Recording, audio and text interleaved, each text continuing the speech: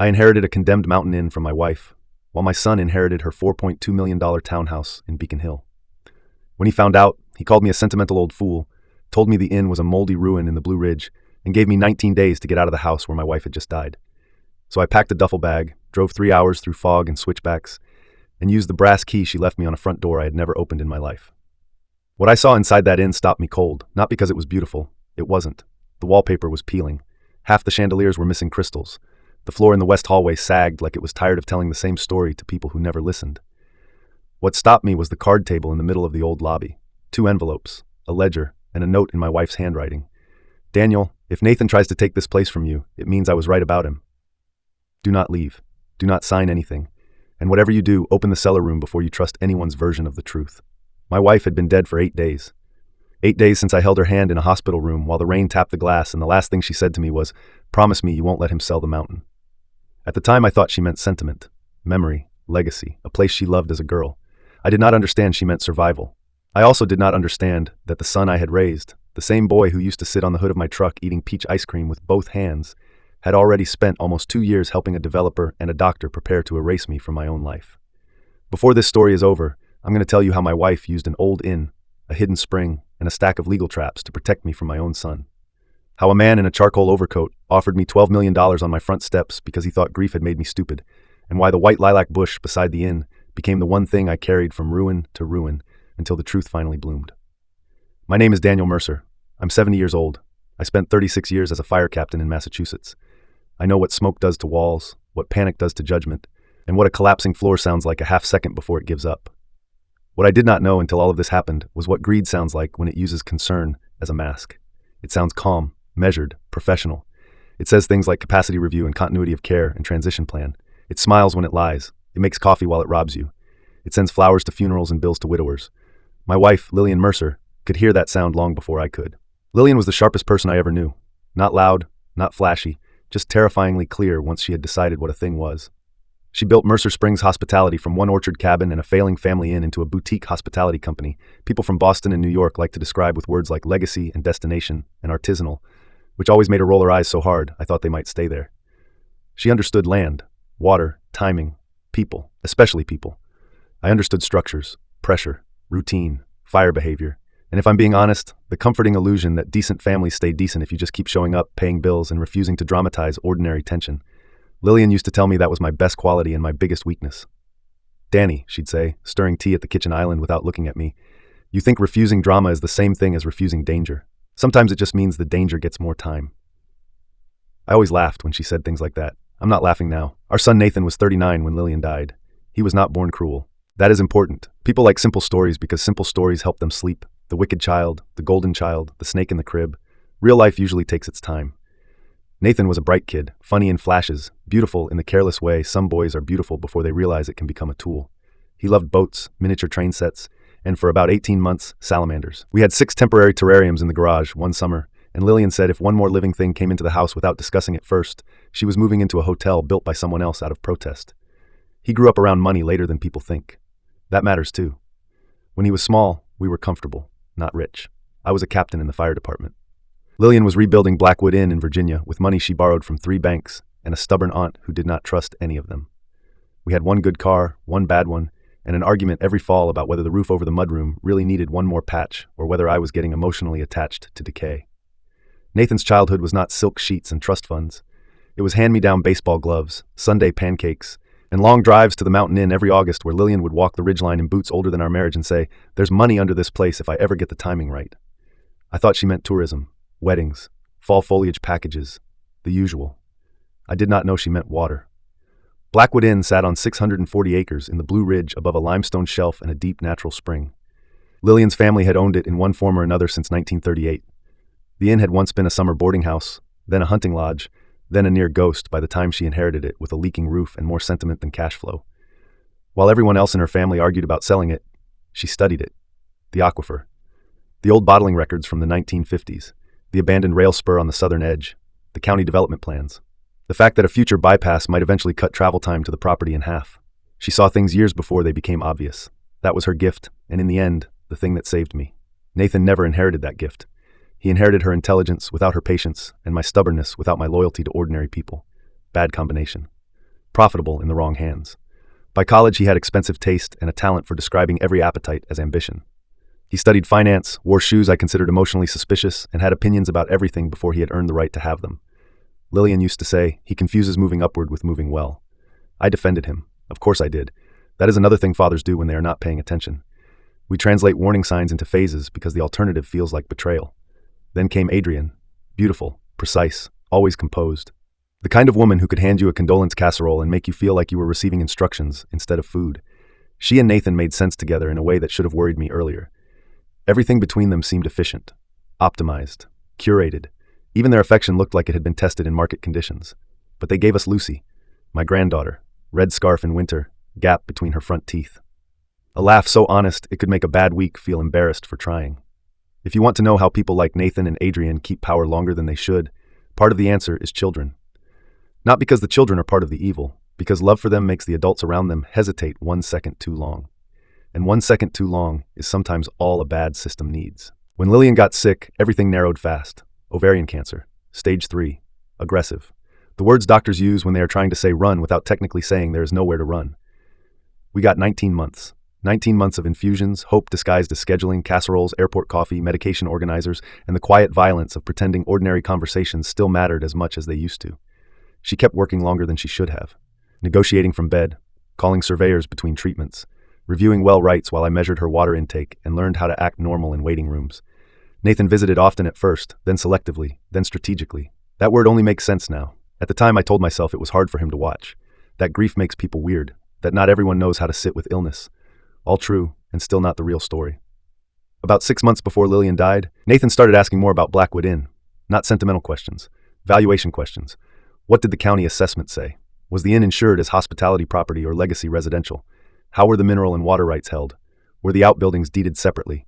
Did the conservation easement on the north slope limit sale scenarios? That last phrase was pure Nathan. Sale scenarios. Lillian answered less than he wanted and more than I thought she should. But after he left one evening, she turned to me in bed and said, "If he ever starts sounding helpful about the mountain, assume he already knows something expensive."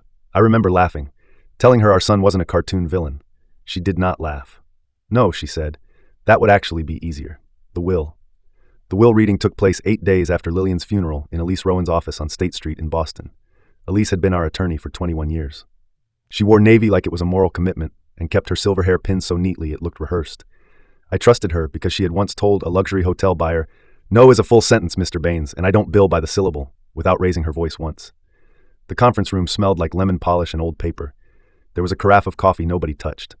Nathan sat across from me in a charcoal suit, Adrienne beside him. No black, no mourning pins, no fatigue in either face beyond the kind grief can perform when witnesses are present. I was still in the fog of fresh loss. You hear words after a funeral as if they are happening at the far end of a hallway. I remember the shine of the table, the way Elise adjusted her glasses.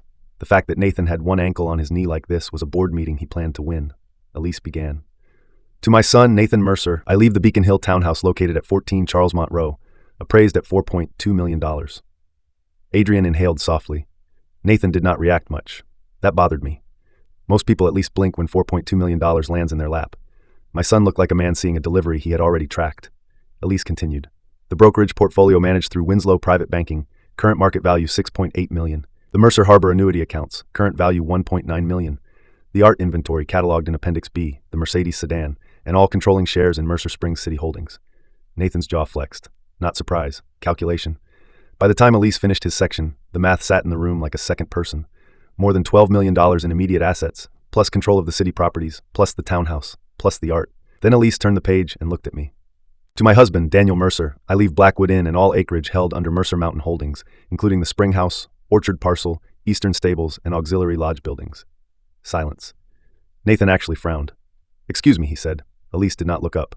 The transfer includes all structures, water rights held under the 1952 and 1971 deeds, and personal contents as specified in the mountain inventory. Nathan leaned back in his chair. Adrienne put one hand on his forearm. He shook it off without thinking. That can't be right. Elise looked at him now. It is very right. The inn is a condemned liability. Then your concern is touching, Elise said. He ignored that. What about city governance? What about the hotel group? What about the expansion notes? Your mother was specific about asset separation. He looked at me then. Not with love, not even with pity, with disbelief that bordered on insult. Dad doesn't know anything about running that place. I should have said something, should have defended myself, should have defended Lillian's choice.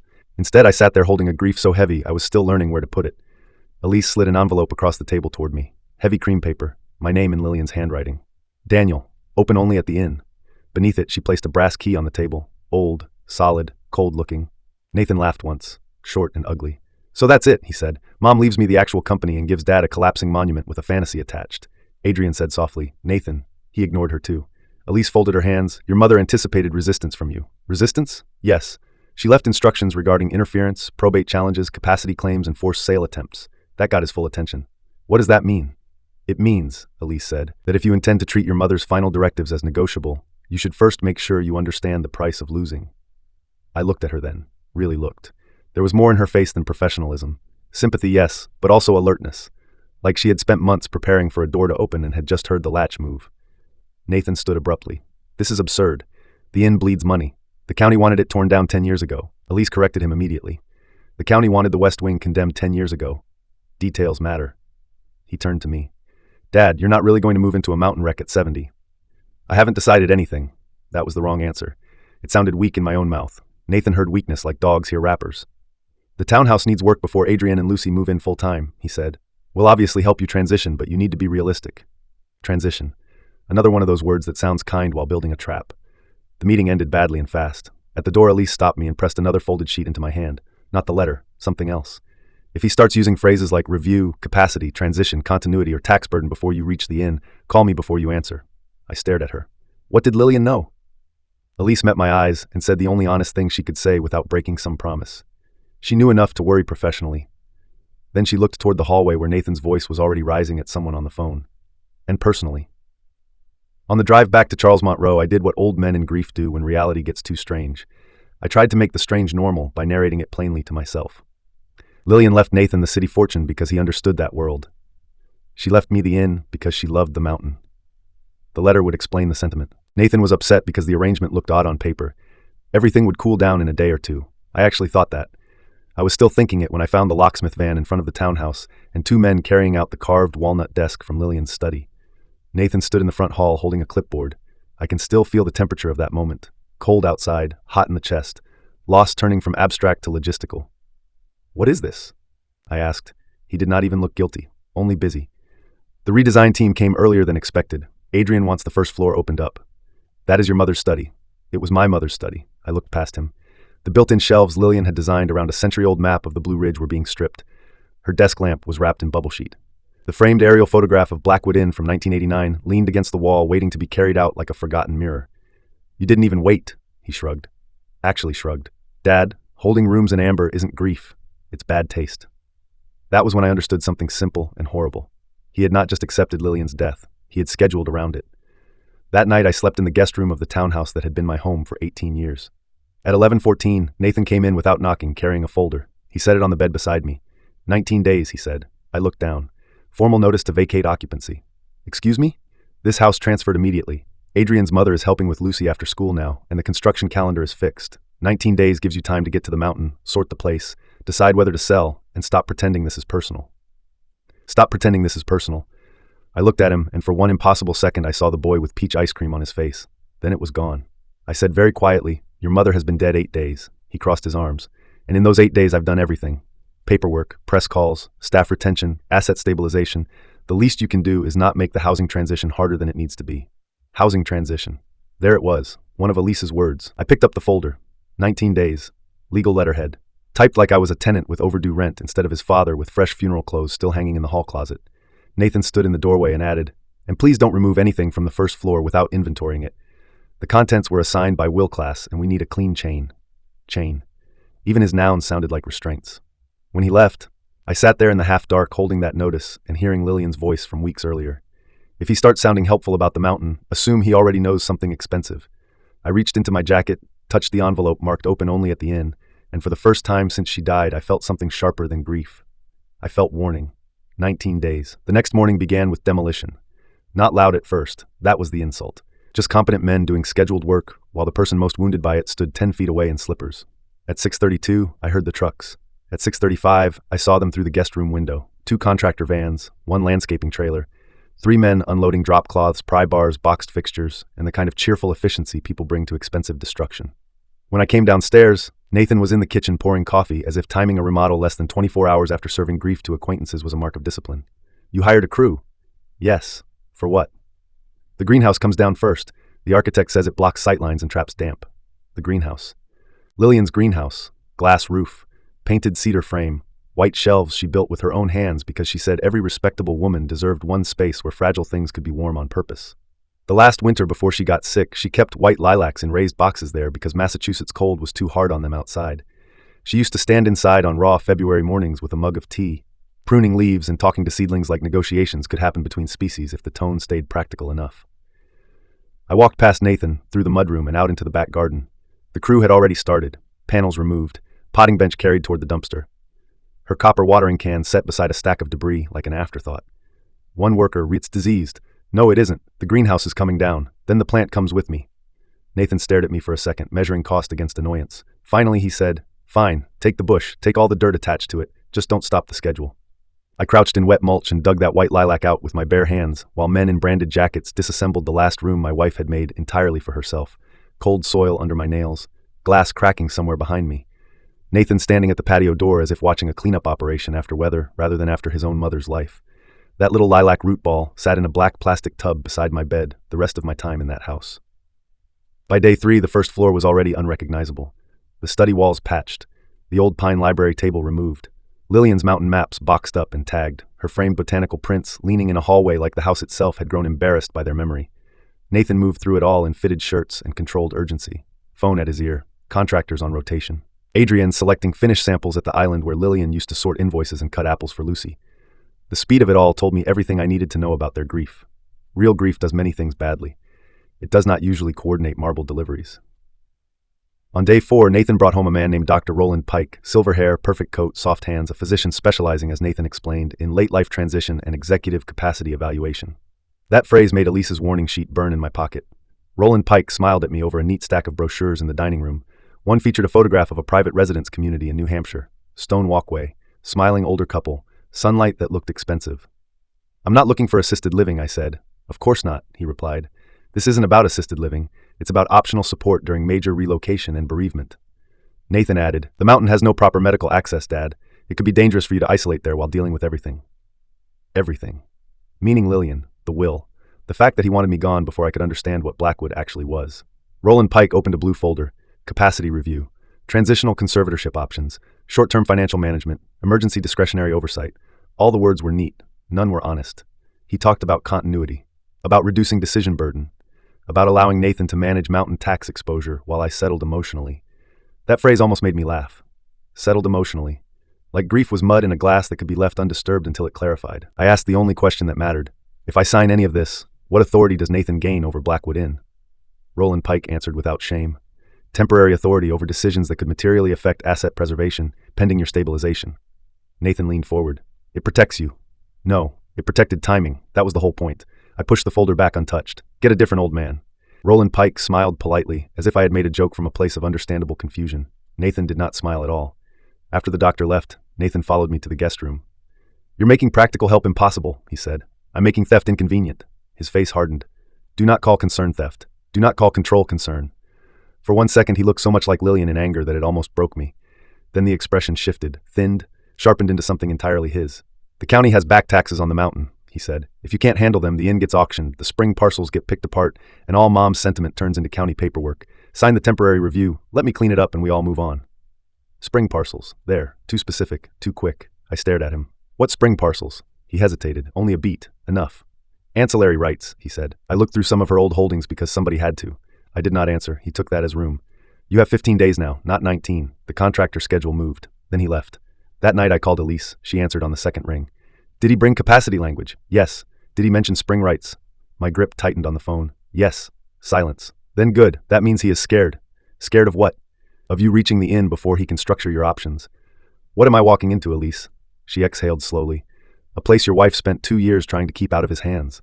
"Why?" "Because Nathan wasn't just curious, Daniel. He was hunting." I sat on the edge of that narrow guest bed while the tub holding the white lilac root ball rested by the radiator and the sound of contractors drifted up through the floor. Is Blackwood worth something I don't know? Yes. How much? I can't discuss numbers until you open the seller letter. Seller letter, not just the inn letter, another one. Of course, Lillian had layered it. She trusted nobody with a single door if two would hold better. What about the taxes, I asked. They are real, but not fatal. What about Nathan? He is counting on you to confuse pressure with urgency. Don't. Then she lowered her voice. And Daniel, pack every personal photograph you care about before you leave. Adrian requested the family storage vendor today. If it stays in that house, assume it will be curated. Curated, the perfect word for theft committed with tissue paper. On day 7, I found the brochures, not in the dining room, not in Nathan's blue folder, in the upstairs recycling stack beside Adrian's office. Glossy paper, private residences, executive elder planning, interim memory care evaluation, a facility in Vermont, another in coastal Maine, a draft intake packet. My name typed into a line labeled preliminary candidate, as if old age was a role I had auditioned for without consent. The date on the draft shocked me more than the packet itself. 6 weeks before Lillian died. They had started planning my relocation while she was still alive. I took photographs of every page, front and back, fine print included. Then I tucked the originals back where I found them, because predators hate surprises more than accusations. That same afternoon, Lucy found me in the mudroom while I was wrapping framed family photographs in towels. She was 10. Still all knees and honesty. She looked at the white lilac in its black tub and said, "Mom said you're going to the mountain because you miss Nana too much for city living." I crouched, so we were eye level. "Is that what she said?" Lucy nodded, then frowned. "But Dad told her you have to go before the paperwork closes." I don't know what paperwork closes means. Neither did she. That was the point. I asked carefully, "Do you hear grown-ups talking about the mountain a lot?" She thought for a second. "Only when they think I'm asleep." There it was again, children hearing structure through walls. "What do they say?" She shrugged. "That the spring changes everything, and that you can't know before the transfer." My chest went cold. Before the transfer. I did not press more.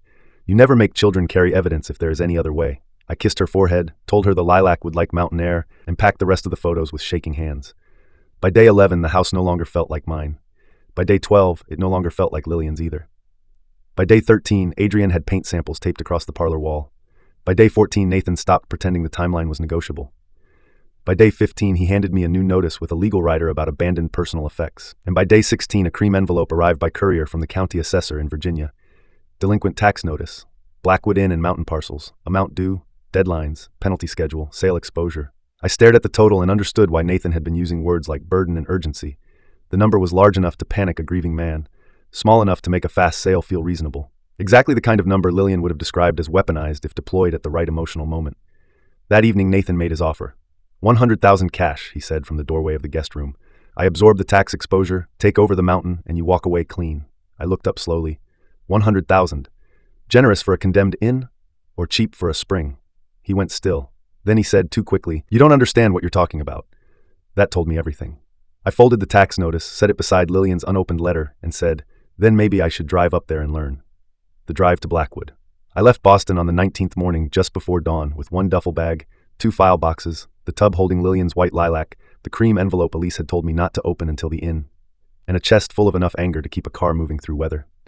The drive south and west took a little over 9 hours with stops.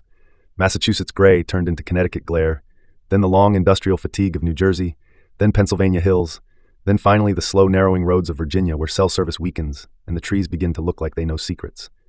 I had not been to Blackwood Inn in almost 6 years. That was Lillian's doing, not mine. She handled the mountain operations herself during her illness. Said she wanted one place in the world that still belonged to work, not treatment. I respected that at the time. Now I wonder how much of that decision was privacy and how much was strategy. Maybe she did not want Nathan measuring the land with me present. Maybe she did not want me seeing how worried she had already become. By late afternoon, the road began climbing. More switchbacks, older pines, rock cuttings damp with seepage, the kind of mountain light that fades sideways instead of straight down. Then the property line appeared, a weathered wooden sign. Blackwood Inn, S. 1938. The gold paint mostly gone, the post leaning half a degree off true. Lillian always refused to replace it because she said perfection made legacy look newly purchased. The drive curved through old apple rows and opened into the main approach. There it was, 3 stories of stone and timber, front veranda, broken lanterns, one boarded window on the west side, slate roof patched in sections, the old carriage house to the left, the orchard dropping behind the ridge, and beyond all of it, hidden in the lower hollow, the spring house Lillian once told me mattered more than the inn itself if the world ever got clever enough to notice. It was not pretty, not in the way magazines mean. It was tired, proud, complicated, the kind of building that looks like it has outlived people on principle. I parked and sat with both hands on the wheel. There are moments in life when you feel grief and recognition at the same time.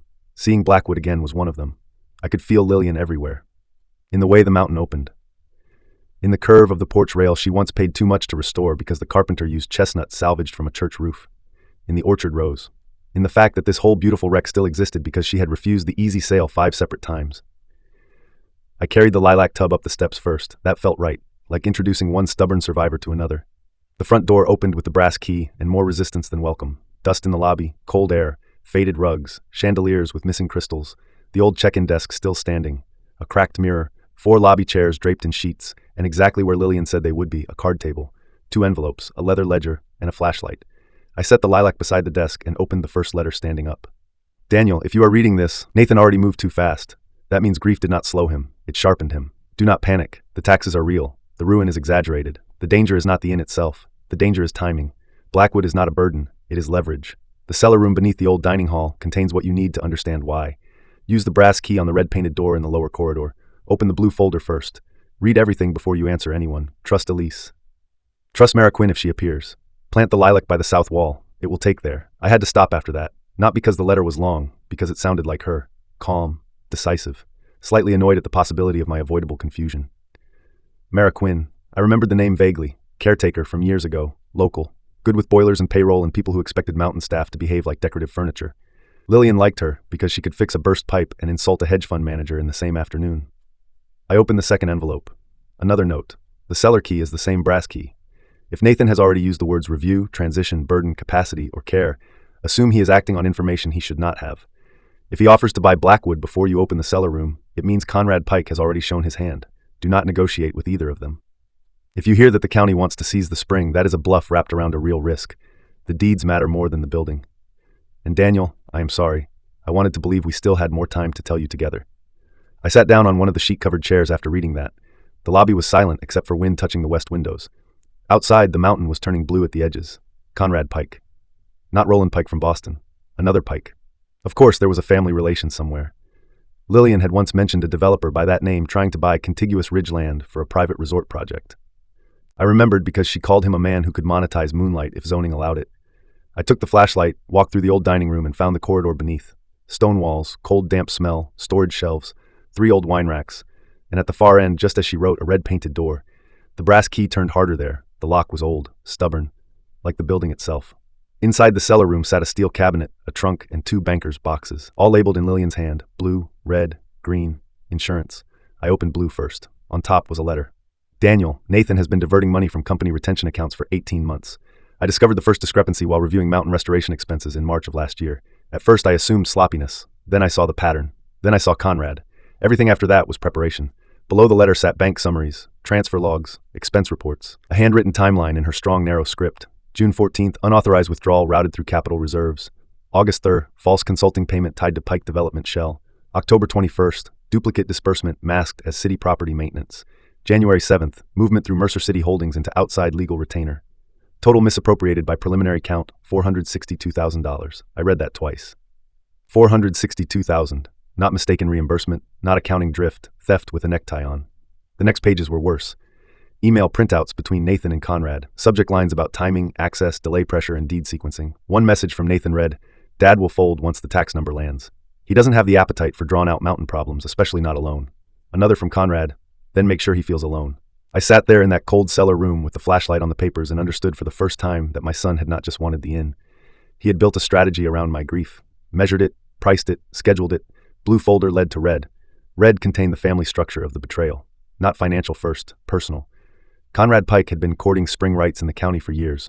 Private bottled water contracts, luxury retreat zoning.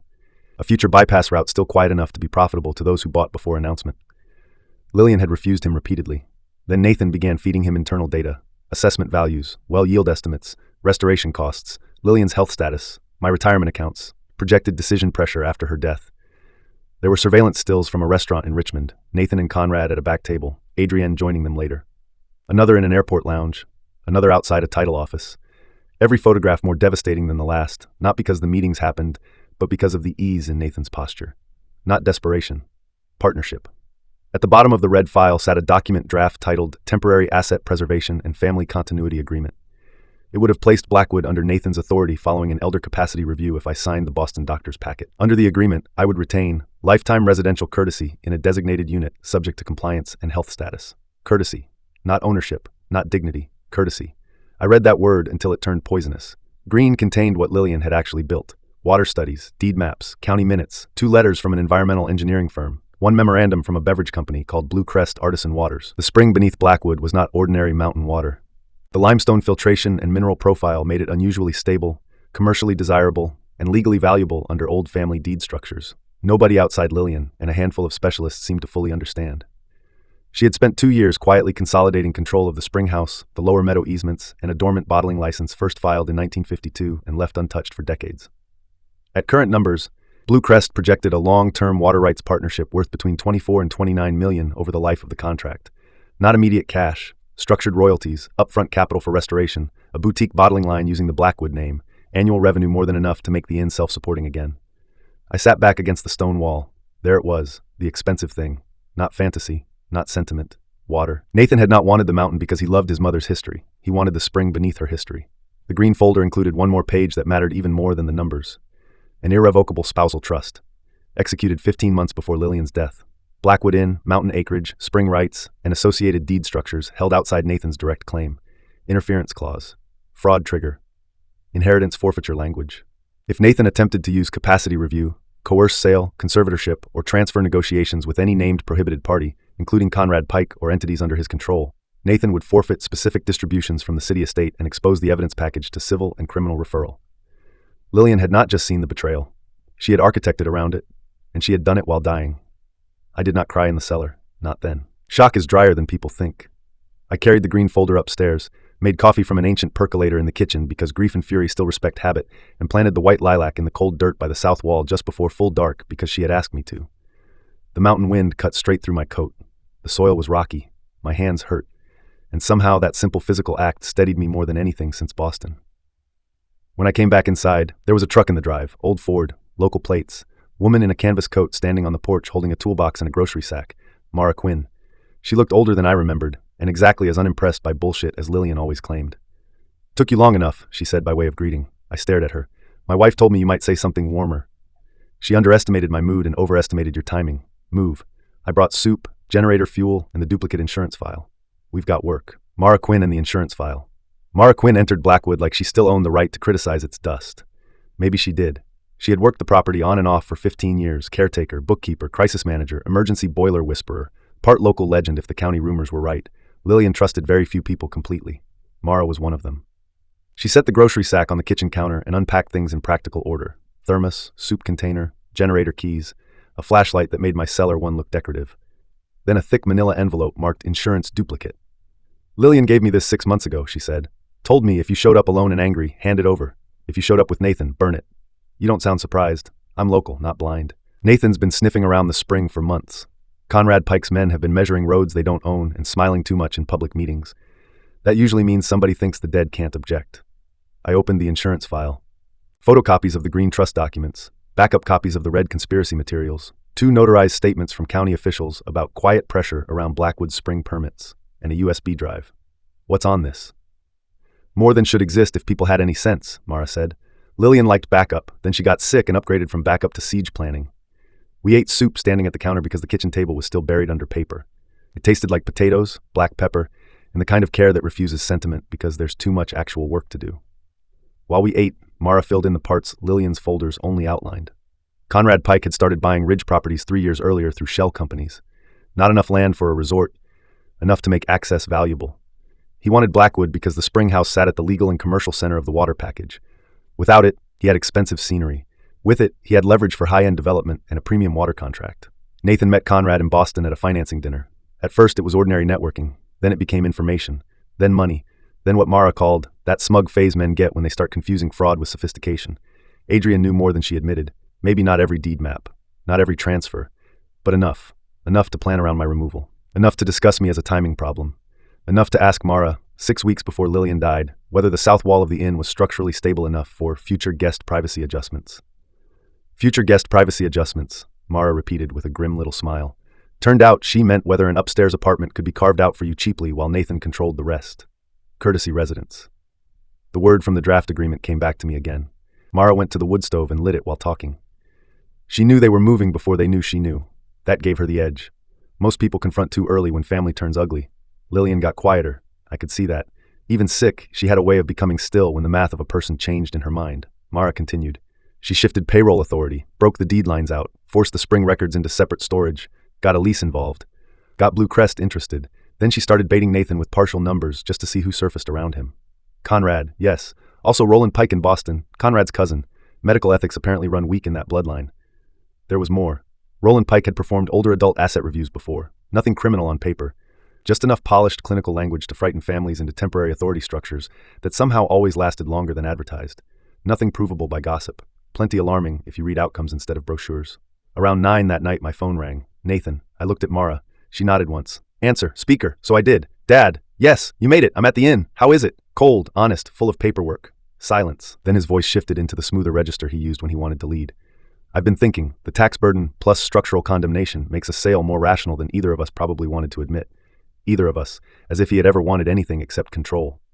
I opened Mom's letters. That threw him slightly. I could hear it. She left letters. Yes.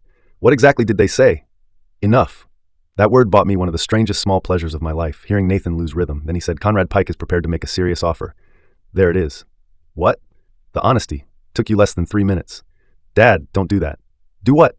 Turn every practical conversation into a morality play. Mara snorted so loudly Nathan had to hear it. Who's there? Mara Quinn. Another pause, longer. Then Nathan said, more carefully, Mara, with respect, this is a family matter. No, Mara said, leaning toward the phone. It stopped being that when you started pricing your father. I almost smiled. Nathan recovered. Dad, whatever you think you found, I promise the numbers are more complicated. I know exactly how complicated they are. That landed, hard. Then he made his mistake. If Elise has been filling your head with Blue Crest fantasies, you should know the county can tie up spring extraction for years. Not can, could, or might. Can, knowledge pretending to be caution. Thanks for the warning, I said. Anything else? Yes. Do not sign anything with Blue Crest. Conrad wants a clean conversation. $12 million up front, no litigation, no tax exposure, no restoration headache. You walk away with a mountain of cash and your pride intact. There it was, the first real number, $12 million, offered too large for a condemned inn, too small for the spring. I looked at Mara. She mouthed, let him keep going. Why so generous? I asked. Because unlike you, Conrad understands cost. No, son, I said. He understands value. That's why he sent you. The line went quiet for a full breath. Then Nathan's voice came back flatter than before. You are making an emotional mistake. No, I made that mistake in Boston. This one is arithmetic.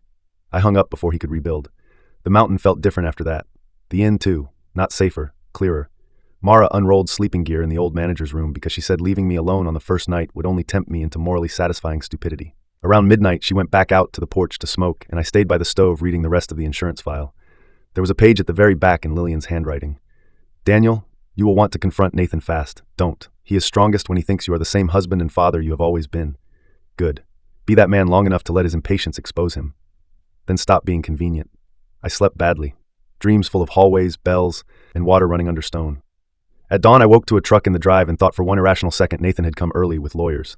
It was not Nathan. It was a county worker delivering a revised posting for the delinquent tax deadline. Weaponized timing again. But this time I had the files. The trust. Mara, Elise, and the first thin shape of a plan. By noon that next day, Elise had called. By 2, Blue Crest's chief legal officer was on her way up the mountain. By 4, Conrad Pike drove through Blackwood's front gate in a black Range Rover, wearing a charcoal coat and the expression of a man accustomed to explaining money to people he already considered smaller than it. Nathan was in the passenger seat. They came together. Of course they did. Conrad Pike on the porch. If you ever want to know whether a wealthy man expects victory before he speaks, watch how he steps onto someone else's porch. Conrad Pike climbed the Blackwood steps like a man touring a property he had already won in committee. Tall, 60 maybe, good overcoat, the sort of face magazines describe as weathered when they mean expensive enough not to need softness. Nathan came behind him with a leather folio tucked under one arm and the expression of a son trying to look like an advisor rather than a conspirator. Mara stood beside me on the porch, hands in her coat pockets. Not impressed. Conrad extended one hand. Daniel Mercer, Conrad Pike, I'm sorry we're meeting under difficult circumstances. I did not take his hand. Difficult for who? He let the hand fall without visible irritation. Professional predators adjust fast when the meal doesn't behave like the room service they ordered. Blackwood is complicated, he said. Sentimental properties often are. I'm here because I can simplify things. Nathan added, Dad, just hear him out. I looked at my son. Really looked. He had Lillian's cheekbones, my shoulders, and neither one of our souls. Say your number, I told Conrad. No small talk, no weather, no sympathy choreography. To his credit, he did not waste time pretending to be offended. 12 million cash at close. I assume the tax exposure. I acquire the inn, the spring structures, and associated deeded parcels under a private purchase agreement. You retain a lifetime suite in the East Wing if you wish to visit once redevelopment is complete. Lifetime suite. There it was again. Courtesy with nicer furniture, I said. And how much does the spring make you over 20 years? Nathan shifted. Conrad did not. You've been reading selective paperwork. No, I've been reading your appetite. That almost brought a smile to Mara's face. Conrad turned his body slightly, angling into persuasion. Daniel, let me put it plainly. Your wife was brilliant, but she was also emotional about Blackwood. The hospitality market is unstable. Restoration is ruinous. Water rights are only valuable if they are paired with infrastructure, political patience, and deep capital. I have those. You do not. 12 million is not an insult. It's mercy with wire instructions. Mercy. I thought of the courtesy suite, the transitional care brochures, the capacity review language, all the elegant vocabulary Greed had used around me for 3 weeks.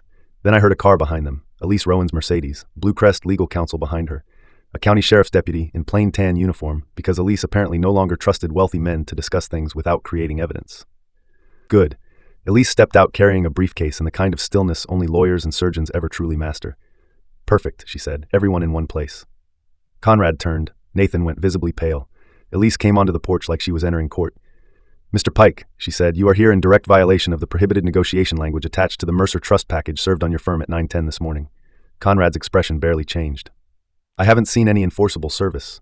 Blue Crest counsel, a woman named Serena Hall with silver-framed glasses and a face like sharpened patience, held up a file. Signed receipt at Pike Development, Richmond office 922. We brought a copy if your memory needs support. Nathan stepped in too fast. This is absurd. Dad asked for a conversation. No, I said. I asked for a number. You brought a trap. Sheriff Malloy stayed quiet by the rail, but his presence changed the physics of the porch. That matters. People like Conrad and Nathan rely on private tone. Witnesses reduce vocabulary. Elise opened her briefcase and produced 2 documents, one for Conrad, one for Nathan.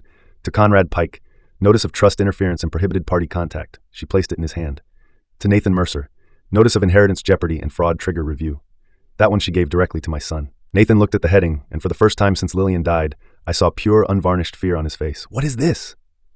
It is your mother's answer, Elise said, to the possibility that you would confuse access with entitlement. Serena Hall stepped forward and took over the business side. Blue Crest has executed the preliminary spring partnership with Mercer Mountain Holdings under the authority granted through the irrevocable spousal trust. Mr. Mercer retains full beneficial control. Restoration capital is reserved. Tax arrears are already bonded through the trust. County sale exposure is stayed pending formal notice.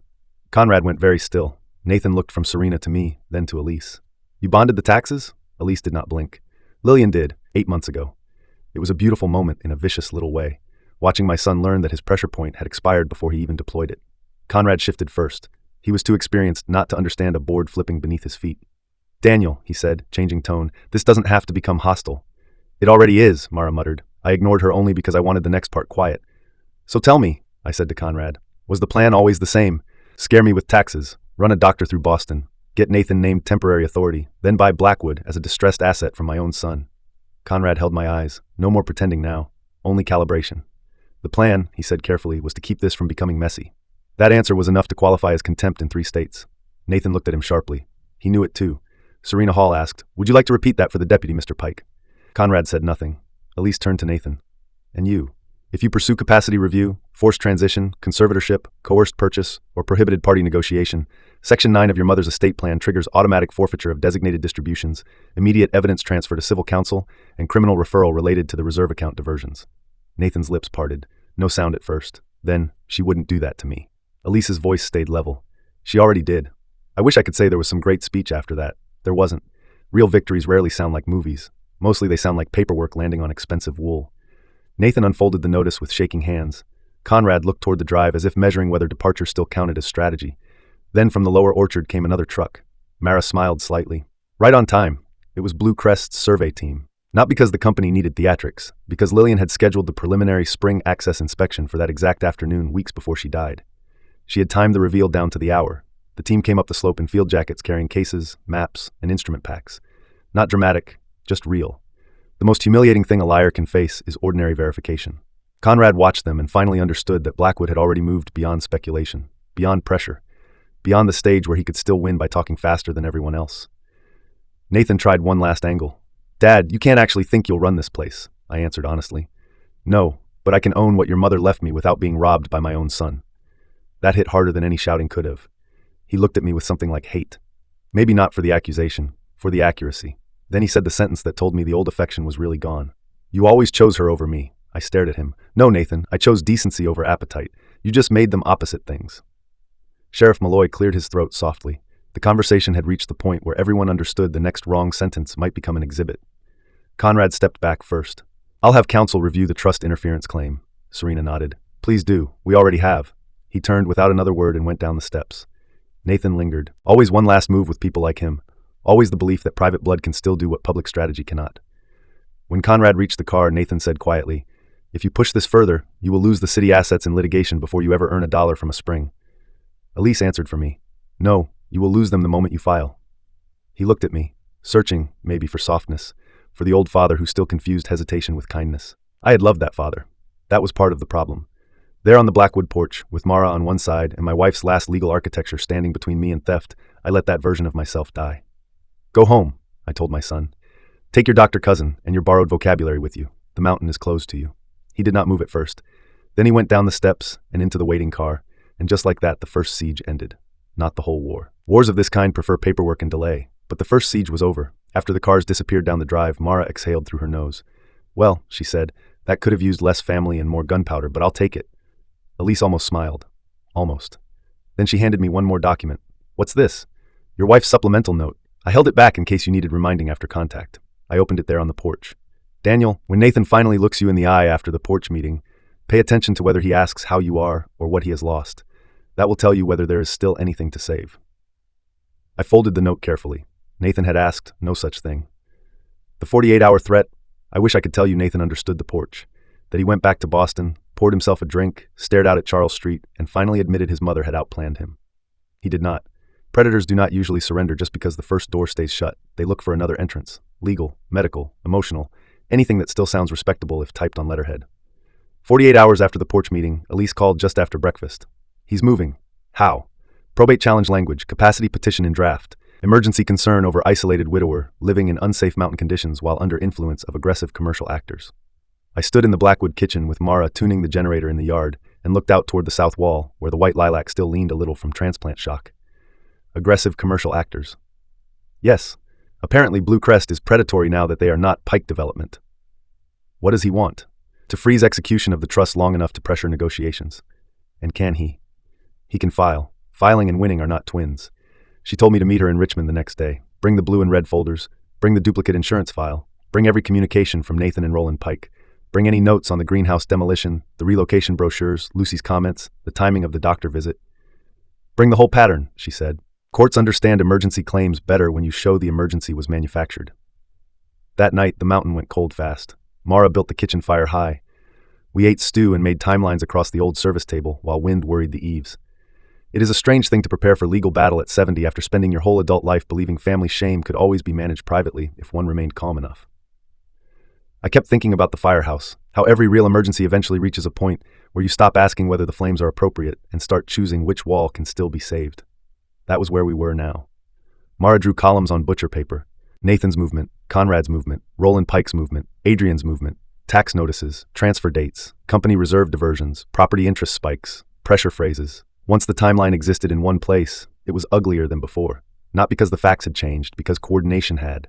First came the reserve diversions, then the county inquiries, then Roland Pike, then the private living brochures, then the accelerated townhouse remodel, then the tax notice, then the first purchase offer, then Conrad's porch appearance. System, not impulse. At 10:15 that night, my phone rang from a blocked number. I answered. Adrian. Her voice was low and controlled in the way people use when they want to sound like the only adult left in the room. "Daniel, this has gotten out of hand." "No, it's gotten legible.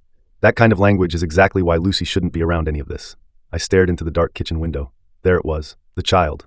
Always the child. Where is Lucy? At home. Safe. Unlike this situation. "What do you want?" "I want you to understand that Nathan is overwhelmed. His mother just died. He's trying to preserve what she built while you and Elise let outsiders convince you there's some grand conspiracy. The outsiders being the files your husband forgot your dead mother could read." Silence. "Then, you have no idea what pressure he's under." "No, I know exactly what pressure I was under. He priced it." That shook her. Then she reached for the old lever. "If you turn this into a public disgrace, Lucy is the one who will pay. School, friends, her whole life." I should thank Adrian for that sentence. It made the pattern perfect. Same grammar as the brochures. Same grammar as the caution around me. Same grammar as the pressure on Owen in my other life might have been, though I did not know that story then. Children converted into compliance tools by adults who call themselves practical. "Do not use my granddaughter as a receipt for your husband's choices," I said. She hung up. I wrote the time down. Next morning, Richmond. State Courts Building. Gray stone, security trays, and that particular administrative chill all public law buildings seem to cultivate on purpose. Elise met me in a side conference room with Serena Hall from Blue Crest and a litigator named Thomas Keene, who looked born tired of wealthy people improvising morality around paperwork. Nathan had not filed yet. He had sent threat language through counsel. That mattered. Sometimes a lawyer's draft tells you the client's fantasy more clearly than the final filing. Keene read it once and gave a flat little laugh. He wants to argue emotional compromise, isolation risk, predatory commercial influence, and probable diminished executive understanding due to bereavement. Executive understanding. I had spent 36 years deciding whether roofs would collapse under men carrying hoses. Apparently now my executive understanding was under review because I refused to sell my wife's mountain to a developer. Elise handed me another page. The trust clause. Section 9. If Nathan filed under any theory that sought to suspend my control of Blackwood through capacity review or distress management, the forfeiture would trigger. Not maybe, not after long litigation. Trigger. I looked at Keene. So if he files, he loses. Yes, and if he knows that, he has to choose between appetite and self-preservation. I thought about my son for a long second. He has never been great at choosing the second one. That was the problem. The next 48 hours were some of the longest in my life. Not because there was visible action, because there wasn't. Blackwood became a waiting room. Survey teams came and went. Blue Crest hydrology specialists inspected the spring house. The county assessor acknowledged the bonded stay. Mara coordinated contractors for emergency structural work so the inn would no longer look as vulnerable as Nathan's filings hoped. I walked the property, learned the slope again, opened old windows, read Lillian's notes, and waited. Every sound became possible bad news. Truck in the drive, phone ring, email alert, car on gravel. At one point, I stood inside the spring house itself for the first time in years. Stone walls damp and cold, the water clear enough to feel impossible. It rose under the old floor channel with a force that looked calm until you remembered the whole mountain was feeding it. Lillian had loved that about the spring. True power doesn't always froth, she once said. Sometimes it just keeps coming, whether men understand it or not. The line came back to me there, the water below, my son above, trying to monetize what he never took the time to love. And Lillian in between, building walls around both. 40 hours in, Nathan still had not filed. 43 hours in, Elise called. His lawyer wants a private conversation. No, I said the same thing, but the request itself matters. He's looking for an off-ramp. Is he sorry? No, he's afraid. Good. She asked what answer I wanted conveyed. I looked out over the orchard, at the crews measuring the old bottling route, at Mara arguing with a structural engineer over beam salvage, at the white lilac beginning to lift one stubborn leaf toward a mountain sun it hadn't seen in years. Then I said, tell him this. If he files, I let the whole package go. If he walks away, he keeps the city assets and his freedom to pretend he learned something. That is the only mercy left. Elise was quiet a moment. That sounds like Lillian. No, it sounds like the part of me she trained after she got tired of my optimism. At hour 47, Nathan sent the email.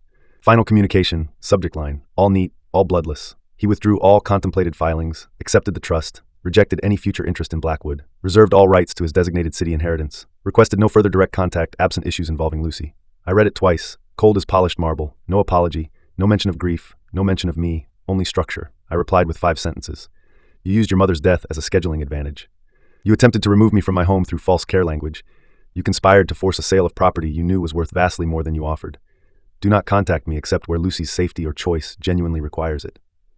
If you try this again, I will make every page public. Then I blocked his number. That night I sat at Blackwood's kitchen table with one lamp on and wrote in an old ledger book Mara found in the office. April 14. Today I did not lose a son. I lost the last permission to misunderstand him. That distinction mattered to me. Grief had already taken enough. I was not going to let language take the rest. Mara brought in 2 mugs of tea and sat across from me. Think he's done? No. With Blackwood then? Yes, with wanting things he hasn't earned, no. She nodded. That's the mountain too. People stop climbing when the trail gets expensive. They do not stop wanting the view. We sat in quiet for a while after that. Then she asked, you know what comes next? Restoration. Yes, and grief. Same work, different tools. She was right, because once the siege passed, the inn did not become a fairy tale. It became a ruined building full of deferred decisions and fresh sorrow. That is more honest anyway. Real inheritance usually arrives half in blessing, half in maintenance. The next morning, Serena Hall came up with final spring papers, and David Wren, Blue Crest's founder, came with her. David was not flashy, thank God. Middle 50s. Worn field jacket. Hands that looked like he had actually carried things in his life. He walked the spring first before speaking money, which instantly made me trust him more than any businessman I had met in years. When he came back from the lower hollow, he stood on the porch and said, your wife knew exactly what was down there, and she negotiated harder than anybody I've met since my mother sold peaches by the pound with a lawyer's conscience. That made me smile despite myself. He laid the partnership out plainly. Blue Crest would fund structural stabilization of the spring house and bottling facilities. They would restore the lower service road.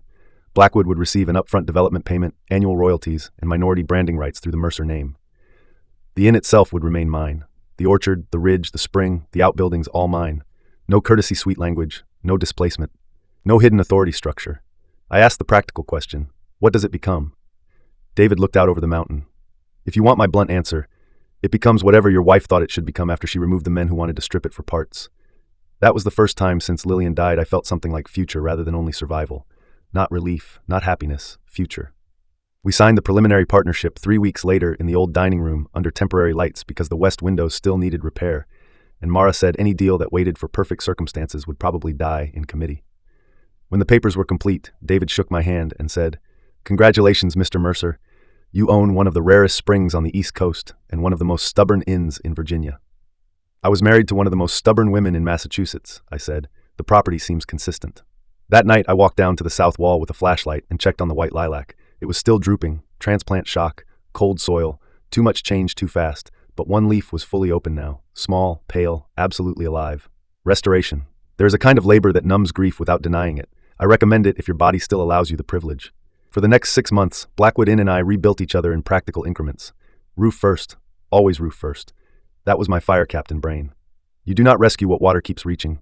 We stripped slate on the East Ridge, saved what could be saved, replaced what couldn't. Mara bullied 2 contractors and 1 supplier into decent behavior through a combination of local reputation and eye contact. The west hallway floor was sistered and braced. The old kitchen plumbing came out in sections that looked more rust than metal. The carriage house got new doors. The spring road was cut, graveled, and stabilized before winter. Blue Crest's engineers tested flow rates in the lower channel, while I relearned the names of trees on the south slope because Lillian once told me land behaves better when acknowledged. Some mornings I woke before light, made coffee, and stood in the lobby listening to the inn settle around me. Boards creak, stone clicks as temperature moves through it, wind at the eaves, distant water under the hill. I had spent years in urban emergency rhythm, sirens, radios, schedules. Now the mountain gave me another tempo, slow work, heavy materials, clear priorities, and in the middle of it all, grief changing shape from impact into weight. People imagine inheritance as possession. It is usually maintenance. You do not inherit a thing without inheriting its unfinished arguments. Lillian was everywhere in Blackwood. Not haunting exactly, more like instruction left in plain sight. Notes on drawer backs, old invoices clipped by subject. Pencil marks on the bottling room beams. A list taped inside the pantry door labeled "Never trust these men again" with 3 names underneath. One of them, Conrad Pike's father. She had a ferocious filing system. Not neat in the decorative sense. Precise in the defensive sense. Every agreement duplicated, every deed annotated. Every major decision accompanied by a short, handwritten explanation, in case emotion later tried to rewrite the logic. One note I found in the spring records said, "Water is patience with force underneath. Negotiate accordingly." Another, taped under the office desk drawer, "If Nathan ever asks whether the lower easement can be separated cleanly, the answer is no. If he asks twice, he has spoken to Conrad." I laughed when I found that one. Actually laughed. Alone in the office with dust on my shirt and a pry bar in my hand. Grief does not leave in order. Sometimes it disappears for 10 minutes because your dead wife was funnier on paper than you remembered. Restoration also taught me which local stories around Blackwood were true. Yes, the North Orchard once produced cider that won a state prize in 1958. Yes, Lillian's grandfather really did punch a taxman in the nose over a false acreage count and then apologize with such sincerity they became friends.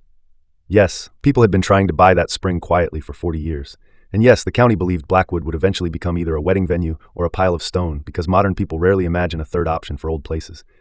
I found the third option slowly. Not luxury resort, not memory museum, not sale, not stubborn decay defended only by sentiment. A working inn again. Smaller, cleaner, harder to fake. Rooms restored upstairs, a proper kitchen. The spring brand below, seasonal dining, writers' retreats in the off months. A place honest enough for people to come when they wanted quiet and not the performance of rusticity sold by developers who think pine paneling makes a soul. That was the shape, not flashy, not Nathan's kind of ambition, mine and hers. Blue Crest kept their word. Up front, capital arrived on schedule. The first road crews were respectful. The bottling facility plans protected the lower meadow rather than strip it. David Wren came up twice a month at first, and every time he found some new old feature of the spring system to admire, like a man being allowed to work with a miracle he had only heard rumors about. One November afternoon, while snow threatened the ridge and 2 electricians swore artistically in the basement, David stood in the old bottling room and said, "Your wife left money on the table." I looked up from a box of recovered brass fittings. "What do you mean?" She could have forced a larger royalty split. She knew the numbers. She knew we needed the source. She pushed hard, but not to the point of damage. "That sounds like her," he nodded. "She told me once, 'I'm not negotiating for wealth. I'm negotiating for durability. Men always overpay for the first and underbuild the second.'" I set the brass fitting down and had to stop working a second. Because that was Lillian exactly.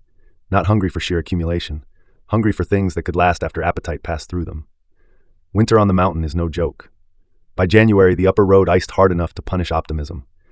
Mara moved into the manager's apartment for the season because she claimed only fools and city widowers wintered alone in structures older than social media. She brought 3 quilts, 2 rifles, 6 jars of preserved tomatoes, and an opinion about every local snowplow schedule. We got through. And in getting through, something unexpected happened. I stopped thinking of myself as the man displaced from Beacon Hill. I became the man living at Blackwood. That sounds obvious. It isn't. Identity often changes last. Places adopt you before you fully admit you stayed. The first spring on the mountain brought contractors, surveyors, legal closings, paint samples, orchard pruning, and the first small white blooms on the lilac by the south wall. I stood over that bush one morning with coffee in hand and stared at those blossoms until Mara came up behind me and said, "If you start crying into the mulch, at least do it after breakfast so I can pretend I didn't see." I laughed. Then cried anyway, not dramatically, just enough. The lilac smelled like the old greenhouse and mountain rain at the same time, city and ridge, past and stubborn future. Around then, Lucy wrote her first letter, not email, not text, real paper, large, careful handwriting, addressed to Granddad Daniel at Blackwood Inn because she was still young enough to believe full names mattered for magic. She said school was weird. Mom and Dad were tense. Dad yelled at nobody and everybody. She missed Nana. She missed the old parlor before the redesign. She hoped the mountain still had foxes, and she asked if the white flower bush survived. I wrote back the same day. Yes, the lilac survived. Yes, there were foxes. Yes, she could come when she wanted if the adults around her regained their minds long enough to understand mountains do not belong to one branch of a family. Nathan did not reply to my letter forwarding request. Adrian sent a lawyer-approved message about temporary family boundaries and emotional stabilization. I ignored it. Lucy kept writing anyway. That mattered. Children find the cracks, adults fail to seal. By summer, the first bottling run came off the lower line. Not much. Pilot scale, clear glass, Blackwood Spring and understated silver lettering because Lillian hated labels that shouted like insecure people. Mara uncapped the first bottle on the porch, took one drink and said, "Tastes expensive."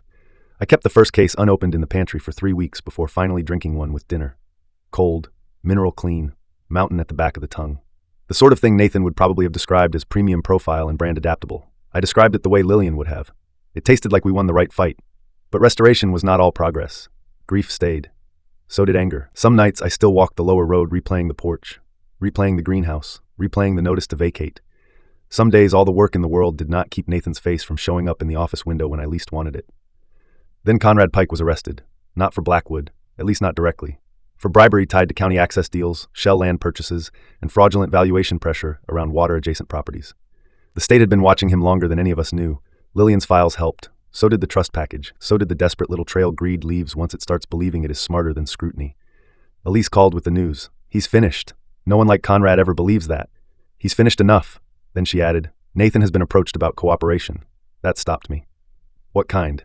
Civil first. Maybe criminal later depending on how much they can tie him to the reserve diversions versus the property pressure.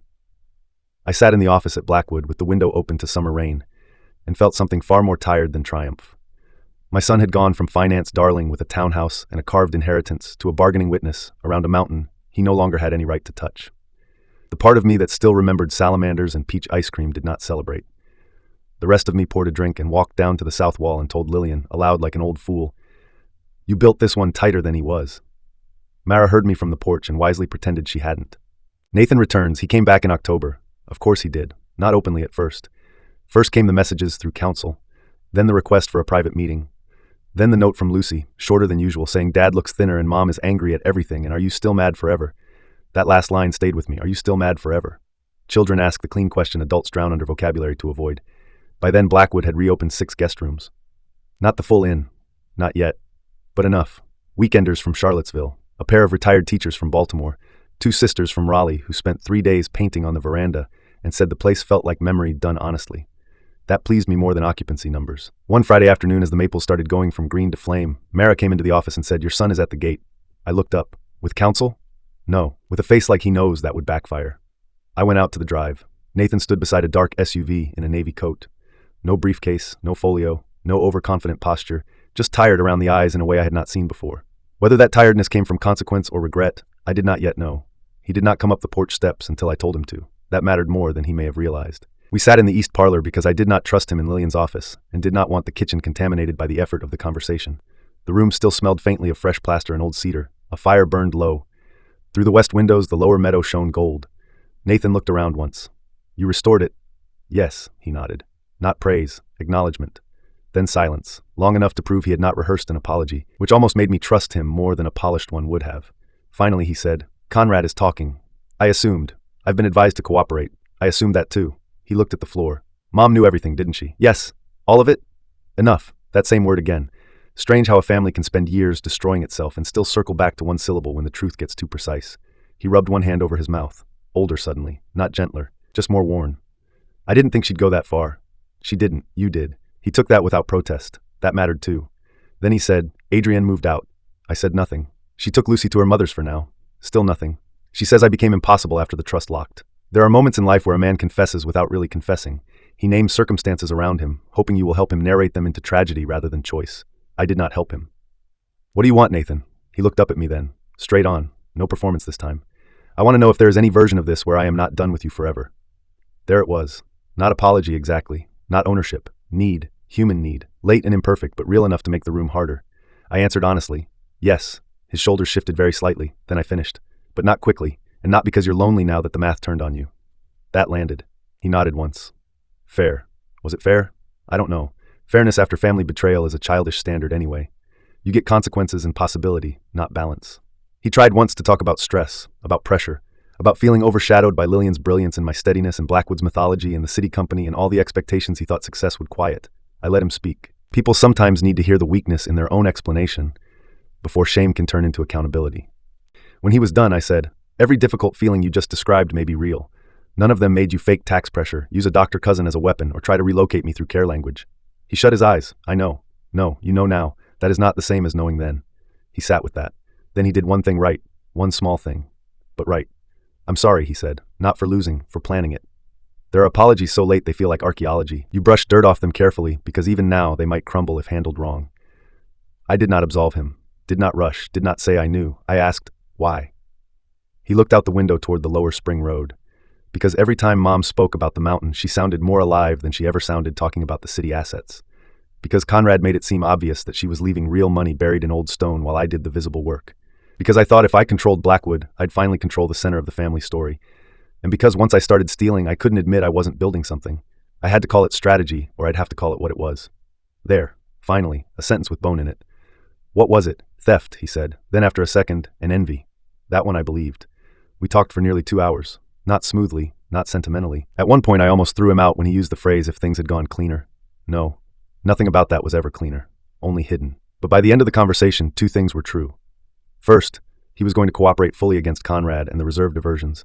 Second, I did not hate him in the clean, blazing way I once thought I would need to. I hated what he did. I hated what he built around me. I hated the speed with which he walked through grief into appetite. But hate is exhausting when the person in front of you still has your wife's cheekbones and your own bad habit of clenching the jaw before saying the hard thing. As he stood to leave, he looked around the parlor again. "Lucy wants to see the foxes." "She can, when she chooses." He nodded, then, almost too quietly to hear, "Thank you." "For what?" "For not selling before she could know this place."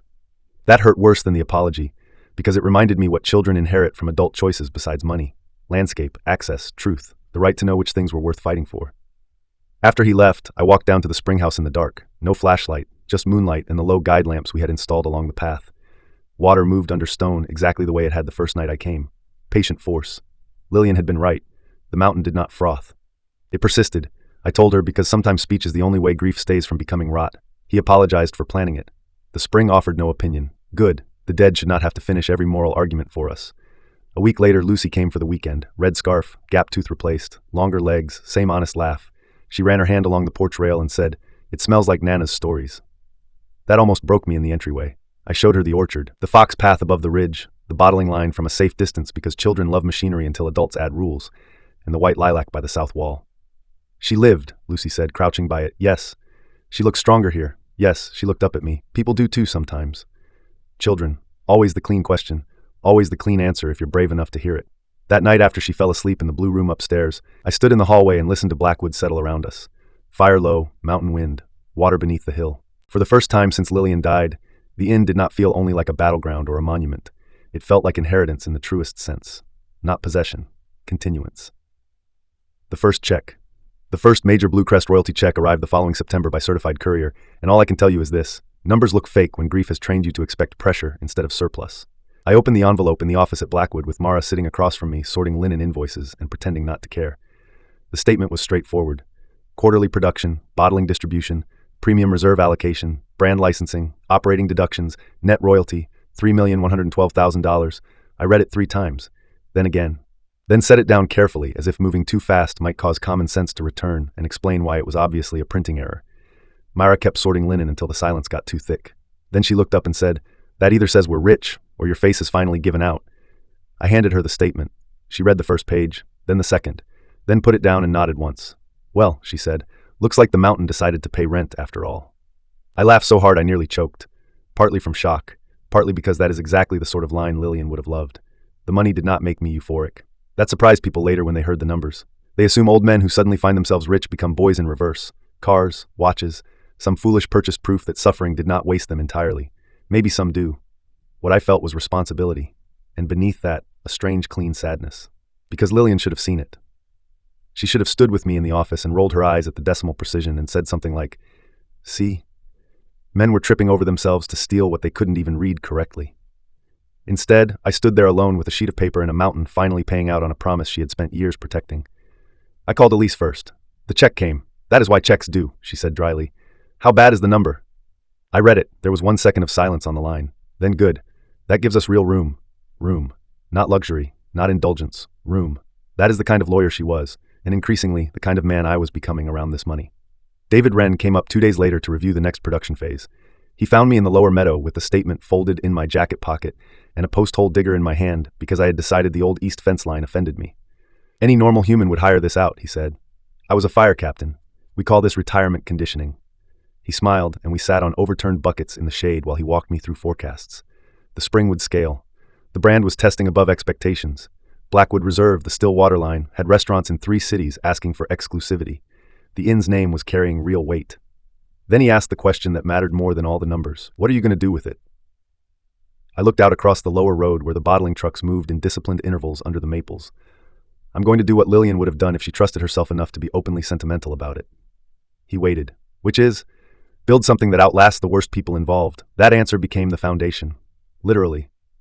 3 weeks later, I sat in Elise's Richmond office with a nonprofit attorney named Joanna Fielding and a legal pad full of bad first drafts, scholarships, widow support, rural hospice travel grants, trade apprenticeships, emergency repair stipends for older mountain homeowners who could not afford structural work before winter, not charity for publicity, structural mercy. That was the phrase I finally wrote in the margin. Joanna looked up from my notes and said, "You do realize this is more than a naming opportunity. This could become a serious regional foundation." "Good. How large do you want to start?" $1 million. Elise almost smiled. "Daniel, that barely dents the first 2 checks. Then we'll dent more." We built the Lillian Mercer Foundation slowly and correctly. No giant gala, no marble hall in Boston, no self-congratulation disguised as philanthropy, just legal structure, county partnerships, applications people could understand, and one rule I insisted on from the start. No one would be required to perform gratitude publicly to receive help. I had seen too much weaponized dependence to tolerate charity that acted like domination in a better suit. The first scholarship ceremony happened the next spring in Blackwood's restored dining hall. Not city donors, not press, just folding chairs, local families, high school seniors, a long table of envelopes, and the mountain light coming through the windows Lillian once fought to save from being replaced with cheaper glass. 15 scholarships the first year, each enough to matter, not enough to solve every life, enough to change a direction. One young man from Buena Vista cried when he got his trade award because he thought welding school was done for him after his father's accident. A girl from Lexington held her envelope and said she wanted to study hydrology because most people talk about water like it's background, but it isn't. That one nearly made me sit down. At the back of the room, Lucy stood with a camera around her neck taking pictures for a school project because she had decided Blackwood was more interesting than any city brunch her mother tried to drag her to. Nathan did not come that first year. Not invited, not banned, just absent. Sometimes absence is still the most ethical position a person can manage. Adrian sent one note through Lucy asking whether the foundation board would accept an anonymous contribution later. I declined. Anonymity is too often vanity wrapped in caution. The second year, the foundation doubled. By year 3, we had scholarship tracks, mountain repair grants, and a hospice lodging program outside Richmond in Lillian's name for families traveling through long treatment months. That last one mattered to me in a way I cannot fully describe. No family should become financially smaller while a body is trying not to disappear. If money could blunt even a little of that cruelty, then the spring had found its purpose. Meanwhile, Blackwood kept growing into itself. 10 rooms open, then 14, then all 21. The carriage house became a writer's lodge. The old East barn became event space without looking like it had sold its soul to weddings. The orchard came back stronger than anybody expected once we stopped pretending dead rows could be negotiated back to life and replanted honestly. Guests wrote letters, real ones, about quiet, about the porch at dawn, about the smell of wood smoke and lilac, about how the water in their room tasted unlike anything else they had ever poured from a glass bottle. One old couple from Maine wrote, "Your inn feels like grief finished becoming hospitality." I framed that letter in the office because it was the truest thing anyone had said about Blackwood since I arrived. Conrad Pike eventually pled to enough charges to disappear from public life for a long while. Not every count. Men like that rarely take the whole weight, but enough. The reserve diversion cases resolved quietly after Nathan cooperated. He lost portions of his city control package, most of his public reputation, and the illusion that intelligence protects a person from consequence if his appetite is dressed nicely enough. He also lost Adrienne in the formal sense. The marriage ended 2 years after the porch. No scandal worth savoring, just erosion finishing what greed started. I did not celebrate any of that. I watched it, noted it, felt the ache of waste. But celebration would have cheapened the fact that a family had actually broken here. Not just a scheme. By the time the third royalty year ended, Blackwood was stable enough that some nights I could sit on the porch with one bottle of our own spring water, Lucy's letters in the pocket of my jacket, and the white lilac blooming against the south wall, and think something I never expected to think after that first week in Boston. Lillian's death did not only end a life. It exposed a map. That map hurt, but it led somewhere worth arriving. 3 years later. 3 years after I unlocked Blackwood with Lillian's brass key, I woke at 5:45 to the smell of rain and the sound of trucks on the lower spring road. Some sounds stop meaning threat once time proves them into livelihood. That is one of the quiet mercies of rebuilding. I got up, dressed, made coffee, and stepped onto the veranda in a sweater with one elbow going thin because I still distrust retirement clothing that looks too intentional. The mountain was blue with morning. Mist in the lower hollow. The orchard rose dark and straight. The south wall warm enough already that the white lilac caught early light on one side and shadow on the other. It had tripled in size. A stubborn, broad-shouldered thing now. Every spring it bloomed harder than I expected, as if the mountain was rewarding nerve. Down below, Blackwood Spring trucks rolled toward the road in clean intervals. Not too many. Lillian would have hated excess. Enough. I stood there with coffee and thought about how strange my life had become. At 69, I was a widower being evicted from my own house by a son who believed grief was a scheduling obstacle. At 73, I owned a fully restored mountain inn, a spring operation that funded half the county's practical mercy, and a foundation whose annual grants had already changed more lives than any one family has a right to influence if it plans badly. Children from the first scholarship year had graduated. One became a nurse in Roanoke. Another started a welding business and hired 3 apprentices by 24. The hydrology student came back every summer to work the spring data team and once stood in the lower channel with a hard hat too big for her head saying, "Mrs. Mercer would have loved the numbers this season." She was right. The hospice lodging program had covered 112 families. The winter repair fund had saved roofs, furnaces, septic lines, and one porch so old it practically qualified for historical witness protection. Every time a grant went out, I felt the same thing. Not virtue, relief. Money that ugly people once tried to steal had become room for somebody else to breathe. Lucy was 13 then, tall, sharp, already better at spotting emotional dishonesty than most adults in public life. She spent part of every summer at Blackwood and claimed the fox path as if the ridge had deeded it to her directly. Sometimes she asked about Nathan, not dramatically, just in the way children who are becoming adolescents ask about broken adults as if they are testing whether collapse is contagious. I answered carefully, truthfully, no poison, no polishing. Your father made choices. Some were greedy, some were frightened, some were cruel. He is trying in his uneven way to become less dangerous to the people around him. That is not the same as undoing what he did. Children deserve truth with proportion, not vengeance. Nathan came to Blackwood twice in those 3 years. The first time for Lucy's birthday dinner because she requested everyone capable of behaving sit at one table, and I admire a child who already phrases terms like a judge. The second time because he wanted, of all things, to see the spring house. We walked down together in late autumn, leaves slick underfoot, cold in the air, no easy conversation between us. When we got inside, he stood by the stone channel and watched the water rising under the old floor grate. "This is what I tried to take." "Yes," he nodded.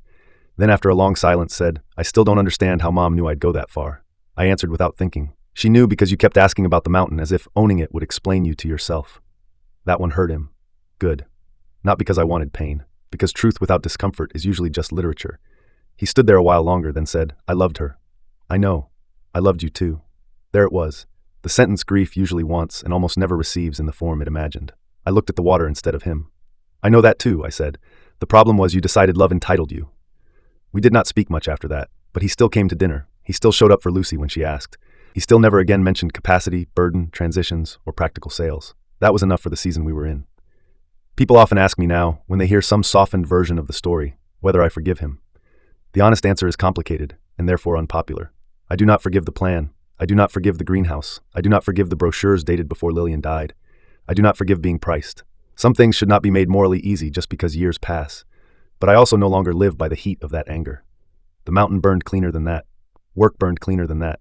Lucy's laugh burned cleaner than that. The foundation burned cleaner than that. And Lillian, if she taught me anything, taught me that usefulness is a better monument than bitterness. So what do I feel? I feel boundaries. I feel memory. I feel an ache shaped like waste when I look at Nathan too long and remember the boy who once kept salamanders in our garage. I feel gratitude that Lillian was harder to fool than I was. I feel awe when I stand in the spring house and remember that an old family deed, a patient woman, and one mountain's stubborn water outlived greed in custom suits. Mostly, though, I feel this. I feel that Blackwood trusted the right person last. That matters to me more than the money now. Because the truth is, the spring was never the whole gift. Not really. The real gift was the map Lillian left. The proof that a person can be dying and still build durable mercy. The proof that land can become shelter instead of speculation if the right hands hold it. The proof that even after betrayal, a life can be reorganized around usefulness rather than shame. This family story could have ended with sale papers, with a courtesy suite, with a widower politely managed out of his own inheritance while his son called it care and a developer called it efficiency. Instead, it ended here, on a mountain porch, with spring trucks below, the white lilac in bloom, a granddaughter chasing foxes through orchard rows, a foundation ledger thicker every year, and a widower who finally learned that refusing drama is not the same thing as refusing danger. Some mornings I still take Lillian's letters out and read the first one in the lobby. If Nathan tries to take this place from you, it means I was right about him. Do not leave. Do not sign anything. And whatever you do, open the cellar room before you trust anyone's version of the truth. I keep the brass key in the drawer under that letter, not because I need it anymore. The red cellar door has a new lock and better hinges now. I keep it because some objects carry the exact weight of the hour that changed you. If you ask me what all of this taught me, I would tell you something simple and expensive. The most dangerous lies are the ones that sound helpful while they move you away from your own authority. Care can be a weapon if the wrong people hold the language. Concern can be leverage. Timing can be violence. A child can be turned into pressure if adults are rotten enough. And grief, if you are not careful, can make decent men hand over the keys to structures they have not yet understood. But I would tell you one more thing too. Not everything buried under old stone is meant to be extracted. Some things are meant to be protected until the right person arrives to use them well. For Blackwood, that thing was water. For me, it was the life Lillian left underneath the worst week I had ever lived. And for Nathan, maybe the thing buried under all that appetite was whatever decency he still had time to salvage after losing the chance to inherit his mother's trust. That part is no longer mine to restore. I have the inn, the spring, the orchard, the porch, the letters, the lilac, and the quiet satisfaction of knowing the mountain did not go to the highest liar. I think Lillian would call that a good outcome. Mara says she'd call it the minimum acceptable one and then ask why I still haven't fixed the north gutter the way she told me to. Mara is probably right. It's raining harder now while I write this. Lucy will wake soon and complain that mountain mornings are too bright even under cloud. The kitchen staff will start in 40 minutes. A delivery from Charlottesville is due before noon. There are scholarship applications on my desk and 2 roof grants I still need to review before next week's board meeting. A working life, not the one I expected, better than the one Nathan planned. And downstairs, through old stone and newer pipes, the spring keeps moving. Calm, clear, profitable now, yes, but more than that, persistent. Like grief when it finally finds purpose. Like love when it learns to defend itself properly. Like a woman named Lillian Mercer, who died before she should have and still somehow managed to outlive the appetite of every man who tried to turn her mountain into a transaction. That is the story. That is what I found when I unlocked the inn with her brass key. Not just money, not just betrayal. A map, a warning, a future, and the right to keep both my name and my dignity on the front door. Winter of testimony. The law moves slower than grief and faster than rot if enough paperwork is in order. That winter after the first royalty cycle, I learned exactly how much of both statements is true. Conrad Pike's arrest had not ended everything. It had only changed the arena. Depositions, civil statements, reserved diversion audits, questions about timeline, access, pressure, and intent. Nathan's cooperation mattered, but cooperation is not absolution. It is simply a different staircase out of a burning building. I testified twice that winter, once in Richmond for the property pressure component, once in Boston for the company reserved diversions. Different rooms, same essential humiliation. You sit under fluorescent lights, while strangers with good pens ask you to turn the ugliest parts of your family into sequence and evidence. They want specifics, dates, amounts, phrases used, what the doctor said in the dining room, what Nathan said in the guest room, what was removed from Lillian's study and when, how quickly the remodel began, how soon the brochures appeared, what exact language Roland Pike used around capacity and continuity and transition. It is amazing how many sins depend on nouns that sound gentle. The Boston deposition room bothered me more. Not because it was more hostile, because it was more familiar. Same city, same cold legal coffee, Same kind of window that looks out on brick and tells you weather secondhand. Nathan sat at the far end of the table that day with his own counsel and looked 10 years older than at the will reading. No swagger, no ankle over knee, no expensive certainty. Just a man discovering that intelligence does not stop a transcript from existing once it's been made. He answered clearly when pressed. Yes, he had met Conrad Pike repeatedly. Yes, he had discussed Blackwood's spring value before my knowledge of the numbers. Yes, he had routed reserve funds through consulting structures that now looked indefensible even to him. No, Lillian had never authorized those transfers. Yes, he had engaged Roland Pike regarding protective capacity options for me before Lillian's death. Yes, the intent had included gaining control over Blackwood in a way that would ease a sale. That last line sat in the room like a dropped wrench. Ease a sale. Such a bloodless phrase for what was, in practice, the planned removal of a grieving widower from his own authority. I watched him say it, watched his mouth form the sentence, and understood one more miserable thing about consequence. Sometimes the worst punishment is not prison or fines. It is having to hear your own polished language replayed under oath until you can no longer pretend it meant something decent. When my turn came, the opposing attorney tried grief first. Mr. Mercer, is it fair to say your emotional state after your wife's death may have intensified your interpretation of otherwise ordinary transition discussions? I looked at him for a long second. I spent 36 years in the fire department, I said. When people talk normally around danger, I notice. When they talk nicely around danger, I notice more. Your question assumes confusion where there was pattern. That answer stayed in the final record. I was proud of it later. At the time, I was just tired of being translated into weakness by men billing hourly. The winter hearings dragged. Conrad fought. Roland Pike retreated through counsel and tried to recategorize his involvement as exploratory elder wellness guidance. The phrase was so obscene in context that even the administrative judge looked tired reading it aloud. Adrienne kept her distance from the core proceedings, but surfaced in financial disclosure around household planning and the pre-death relocation materials. Not enough in the end to make her central. Enough to make her uncomfortable in social rooms for a few years, I imagine. Lucy stayed mostly with Adrienne at first, then in a three-house pattern, her mother, her grandmother, and once every few weeks, Blackwood. By then the Ridge was less crisis scene and more place. That helped. Children are braver entering a story once adults stop using it as a weapon. She came up in February, one year when the road was half ice and half stubbornness. The inn only had 6 rooms open to guests then, but she did not care. She liked the linen closet because it smelled like cedar and soap, and old cedar because it smelled like history. She liked the back stair because one step squeaked like a mouse trying to swear. She liked the kitchen because Mara let her shape biscuit dough badly and call it rustic.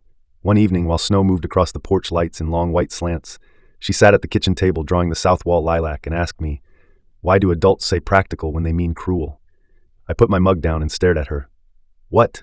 She did not look up from the sketch. Dad used to say the move was practical. Mom said the brochures were practical. The lawyer on the phone one time said practical separation. Nobody ever says practical when it means pancakes. That might be the smartest sentence anyone said that year. Sometimes, I told her, people use practical the way children use blankets, to cover something they don't want to look at directly. She nodded like that confirmed what she already suspected. Then she asked, "Will Dad always be this kind of person?" There are questions no child should have to ask. There are also moments where lying out of comfort trains the wrong lesson. "No," I said carefully, "but some parts of him are going to take a long time to become less dangerous." She went back to shading the lilac. "That sounds tiring." "It is."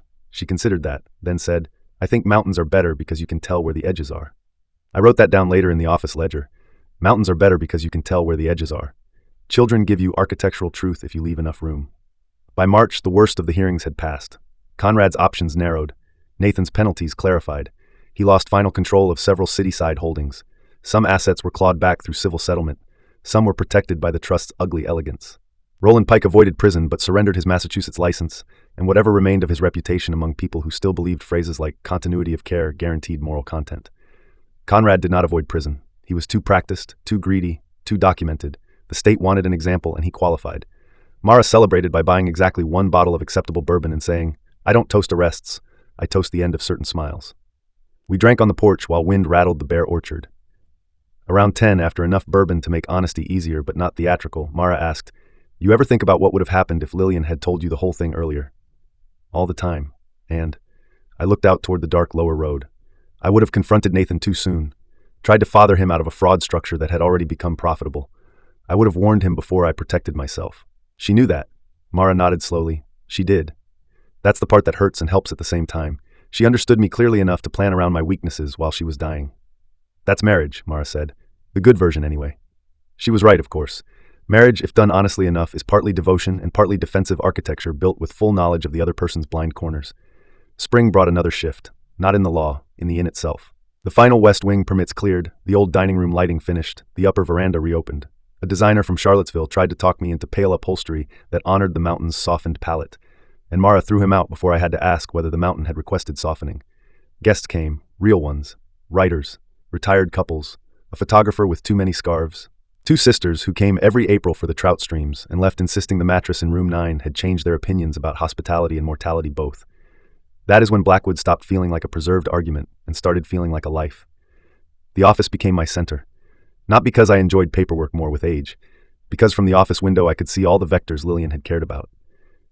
The south wall lilac, the lower path to the spring, the front drive where Conrad had stood, the orchard beyond, and on clear mornings, the very edge of the ridge where she once told me money under land means nothing if it turns the people above it into scavengers.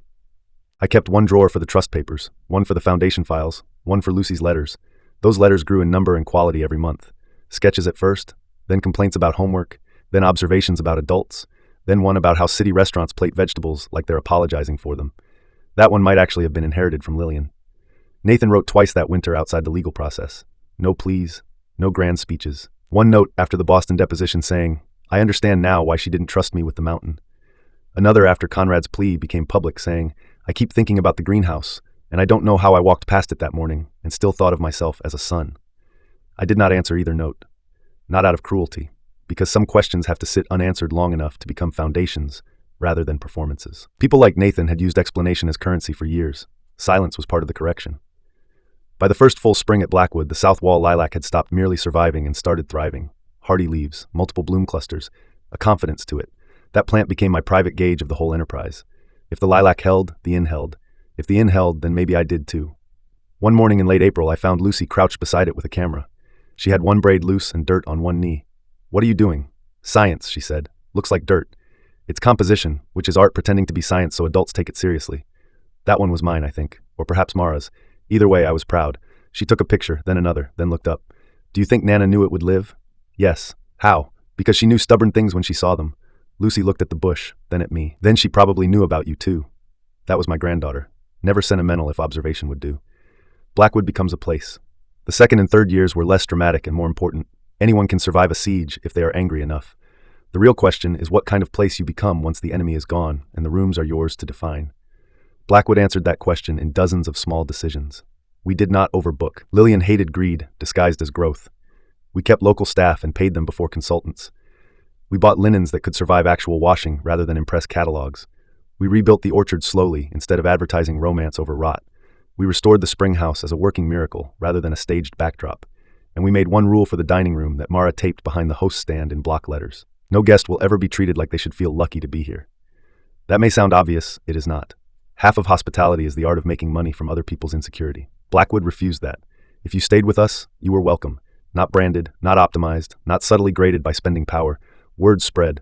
Not because we courted influencers or paid travel magazines to say words like hidden gem, because guests left and told the truth to the right people. About the porch at dawn, about the spring water in glass bottles, about biscuits in the kitchen when the road iced over, about the fact that nobody at Blackwood used the phrase elevated experience unless mocking someone who did. By year 2, we were booked solid through leaf season. By year 3, we had enough reputation to say no to the wrong events. I learned that no is one of the most profitable words an old inn can use if it wants to keep a soul. The foundation grew alongside it.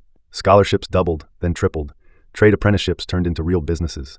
The widow repair program kept 3 women from losing family homes after furnace failures, and 1 from taking a predatory refinancing package that would have eaten her pension alive. The hospice lodging fund expanded to 2 satellite apartments in Richmond and 1 near Roanoke.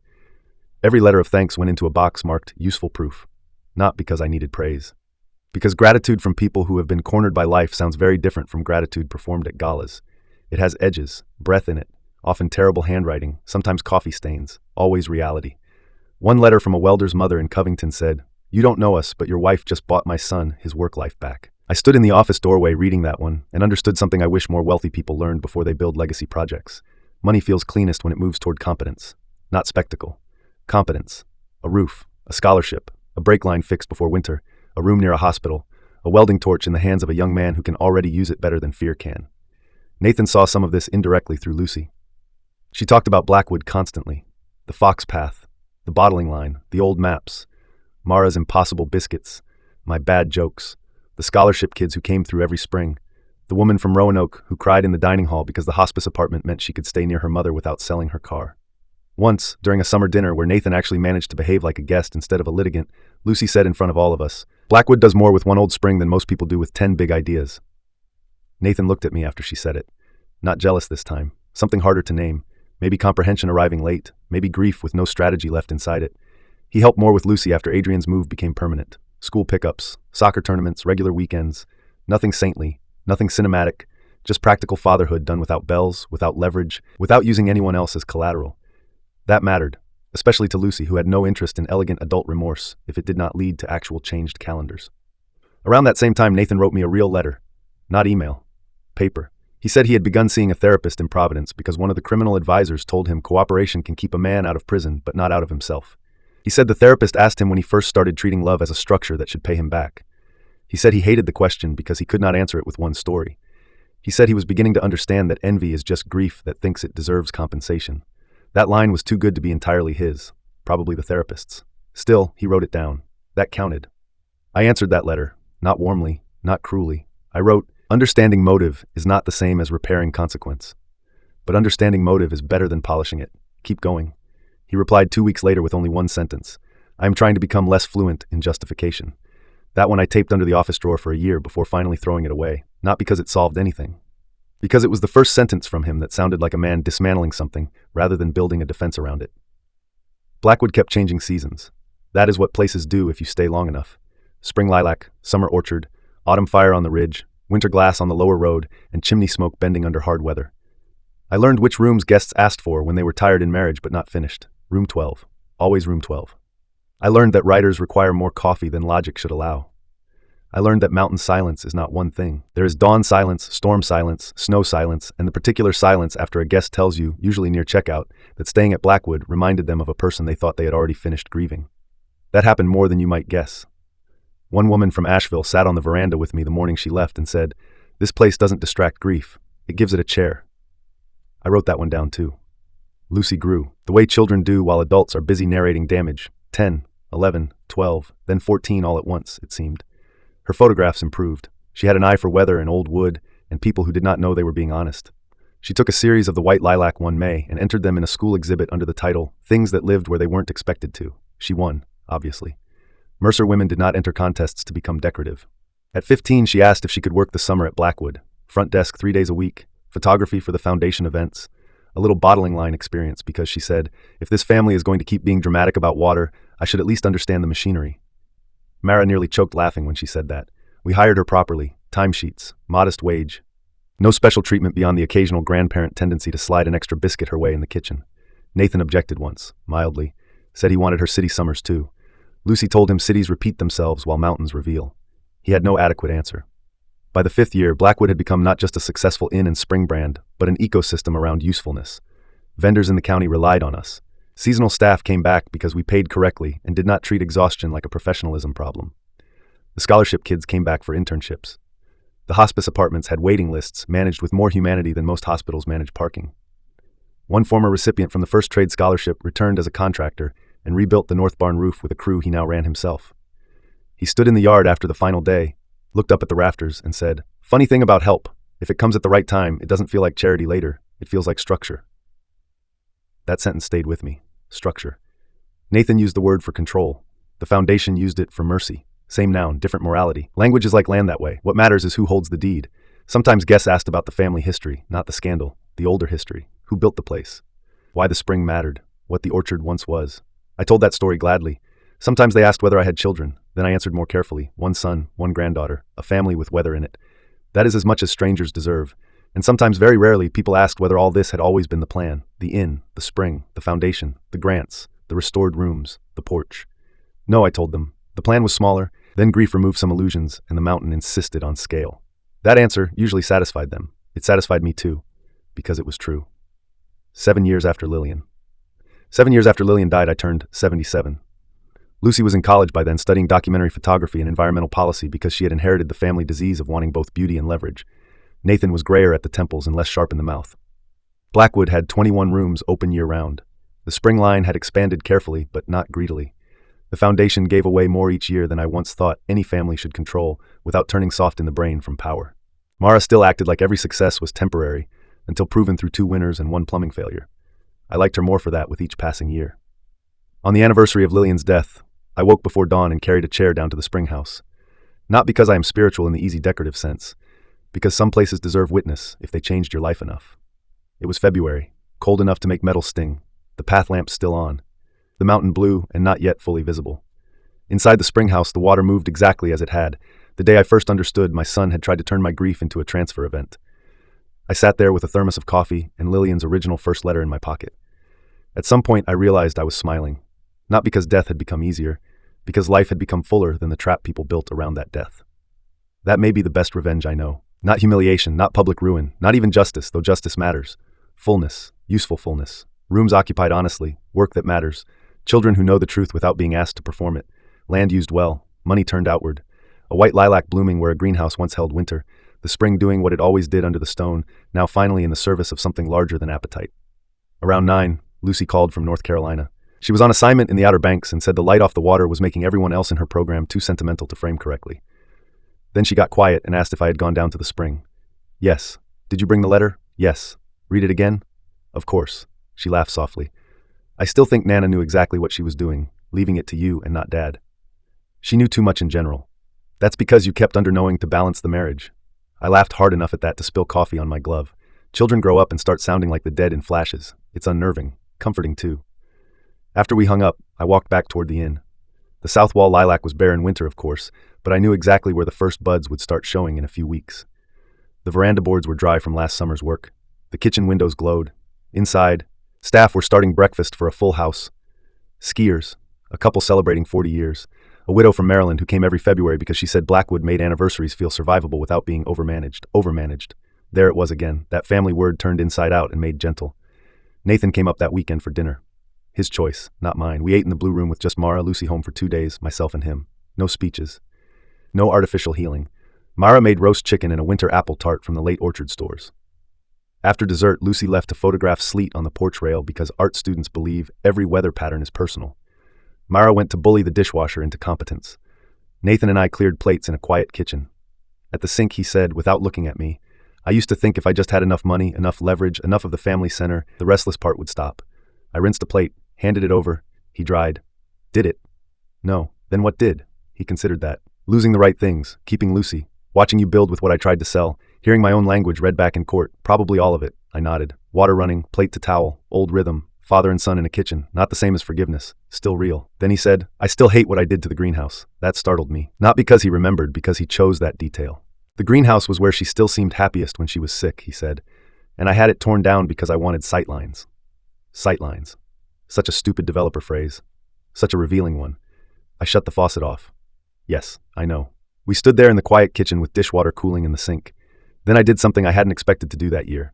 I handed him the folded note Lillian wrote after the porch meeting. He read it standing under the pantry light. When Nathan finally looks you in the eye after the porch meeting, pay attention to whether he asks how you are or what he has lost. That will tell you whether there is still anything to save. He read it twice, then folded it carefully and gave it back. What was the answer? You asked what you lost. He nodded. No protest. And now, I looked at him for a long second. Now you ask what damage still needs carrying. That landed harder than a lecture would have.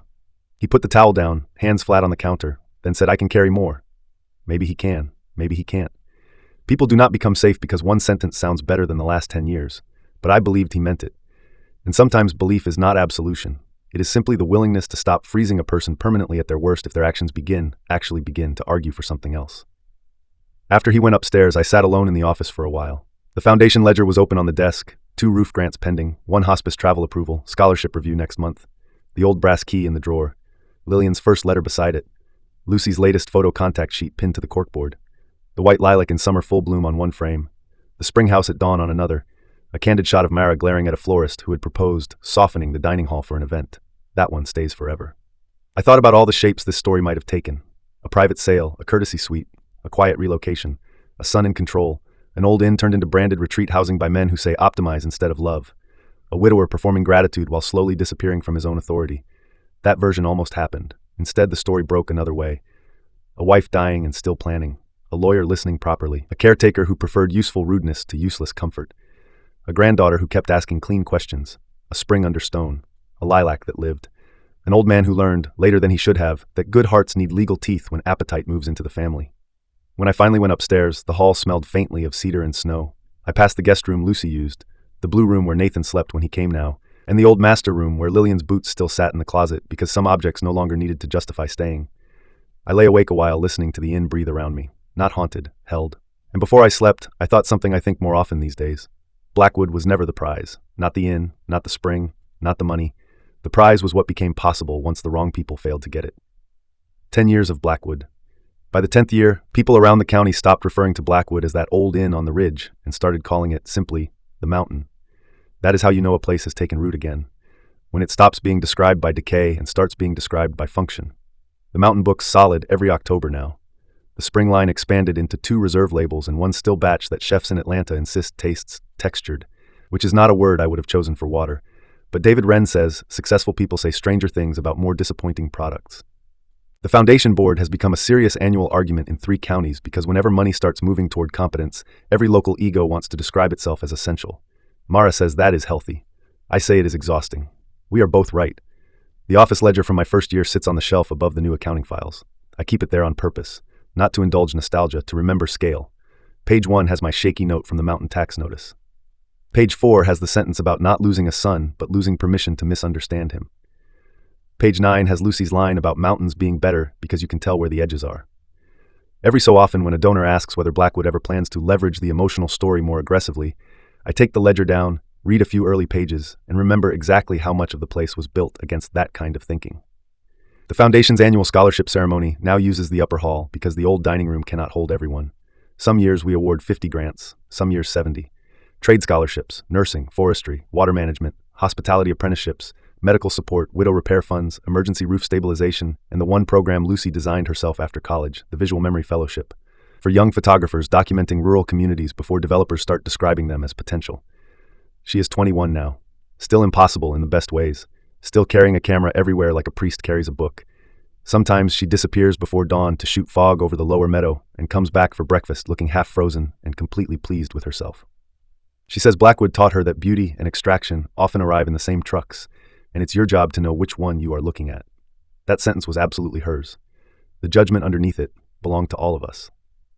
Nathan came to the Foundation banquet for the first time in year 8. Not center table, not spotlight. He sat in the 3rd row and clapped for scholarship recipients and looked exactly like what he now is. A man who survived his own appetite badly and is spending the rest of adulthood learning how to become useful after that fact. He works now with a nonprofit restructuring office that helps family businesses disentangle succession fights before they become courtroom archaeology. I know the irony. He knows it too. Sometimes the only ethical employment for a man after disaster is warning others how he once behaved while there's still time to stop them. Do I trust him? Some days more than others. Trust once cracked in blood does not regrow like ivy. It rebuilds more like stonework, slow, measured, with weight tests. But Lucy trusts him in the practical daughter way that matters. Not blindly, correctly. She calls him out when he drifts into polished language. He lets her. That matters. He never again used care or practical or transition as moral disguises in my hearing. That matters too. Adrian remarried a landscape architect in Connecticut, who, by Lucy's report, is annoyingly kind and incapable of saying optimize with a straight face. Good for her, good for him. Some people become safer only after being forced into a life where strategy stops paying. Mara still lives in the manager's apartment. I offered to build her a proper cottage twice. She called me wasteful twice. Then accepted an upgraded stove and acted like I had tricked her through municipal corruption. She is 71 now, meaner in reputation, softer in actual practice, and somehow better than most institutions I have ever met. When new staff arrive and talk too much about guest conversion or premium emotional curation or other disease phrases from the hospitality world, Mara takes them into the old pantry, points at the original host stand rule still taped there, and says, if you need this explained, the mountain will spit you back out by leaf season. No guest will ever be treated like they should feel lucky to be here. That rule governs more than bookings now. It governs how we fund, how we hire, how we seat people, how we decide whether to accept partnerships, how we say no, especially how we say no. The first time a luxury brand tried to buy naming rights to the South Orchard for a high-end tasting series, Lucy laughed so hard into her coffee she frightened the intern. The second time a consulting firm suggested converting the upper carriage rooms into grief-themed retreat suites, David Wren nearly drove up from Richmond just to insult them in person. Instead, he called and said, "Your wife left us a spring, not a moral amusement park." I used that line in the rejection letter with his permission. Money keeps coming. That is both blessing and test. The spring did not make me softer toward wealth. It made me warier of it. I have seen what happens when money is treated as proof of wisdom rather than a tool requiring supervision. So every year I force the board through the same discipline. Show me the roof, show me the student, show me the furnace, show me the van ride to chemo, show me the apprenticeship, show me the measurable repair. Do not show me aspirations without handles. I have had enough of elegant intentions. Sometimes I think the foundation's whole real philosophy can be reduced to one ugly, beautiful sentence. No one gets turned into a problem because they are expensive to help. That is the opposite of what Nathan and Conrad tried to do to me. It is the opposite of what too many systems do by habit. It is what Lillian practiced even when she would not have called it philosophy. She simply hated the sight of vulnerability being priced. A few summers ago, a man named Wesley Grant came to Blackwood with his mother. I recognized the surname from one of the earliest trade scholarships, but not the face. He was 26 then, lean, tattoo on one forearm, work boots polished only by actual use. He found me after breakfast near the lower path and said, "You don't know me. That happens more as I get older." He laughed and told me his story. First-year welding scholar, father injured, money gone, almost dropped out. The grant covered school, tools, and travel. Now he owned the roofing company that had just finished the new east barn on the neighboring ridge. He had 8 men working under him and was negotiating his first municipal contract. Then he said something that stayed with me. "My whole life changed because somebody in your foundation looked at a desperate family and did not call it a risk profile." Risk profile, there it was, the corporate graveyard of decency in 2 words. I shook his hand and told him the truth. That somebody was my wife before it was ever me. That is still true, even 10 years on. The best parts of Blackwood are things I merely inherited the responsibility to continue. People ask me more openly now whether the story of the inn is real. They have read softened articles. Regional magazines love a comeback story if it photographs well enough and does not force them to say fraud too many times. Some versions make me sound more heroic than I was. Some make Nathan simpler than he is. Some pretend the spring was discovered after Lillian's death, which would insult her professionally if she were here to hear it. So when someone asks directly, I answer directly. Yes, my wife left me the inn and the spring rights. Yes, my son tried to pressure a sale. Yes, there were legal traps. Yes, there were ugly months. No, money did not fix grief. No, success did not erase betrayal. Yes, useful work outlasted both. If they keep asking, I tell them one more thing. The mountain was not saved by sentiment. It was saved by a woman who read deeds carefully, planned for the appetites of men she no longer trusted, and loved one old fire captain enough to build legal guardrails around his optimism. That usually shuts down any romantic nonsense and returns the story to the right center. Her. I still read Lillian's letters on the porch some nights. Not every night. I'm not trying to become folklore, but enough. Especially after a hard board meeting or a difficult call about a family who needs more than we can yet give. Her handwriting steadies me. Not because it is mystical, because it is specific. She names things. Timing, risk, leverage, water, trust. She never used vague comfort where instruction would do better. That may be the thing I miss most after the laugh. The precision. The old brass key still lives in the office drawer. The red cellar door still works, though the room now holds archival files, foundation copies, and the original maps under proper climate control. The first 2 folders, blue and red, sit in locked storage downstairs with the trust papers because evidence belongs to history once the emergency passes. Sometimes Lucy asks to see them for perspective. I let her read selected pages, not to poison her against her father, to inoculate her against polite predation. She thanked me once for that, then said, "I think every school should make kids read 1 fraud packet and 1 hospice bill before they're allowed to major in finance." I told her that would destroy half the donor pipeline. She said good. She is Lillian's granddaughter all the way down. Last spring we planted more lilacs along the south slope, not white only, pale lavender, deep purple. 1 blue variety Lucy insisted on because she claimed the mountain needed more arguments with dusk.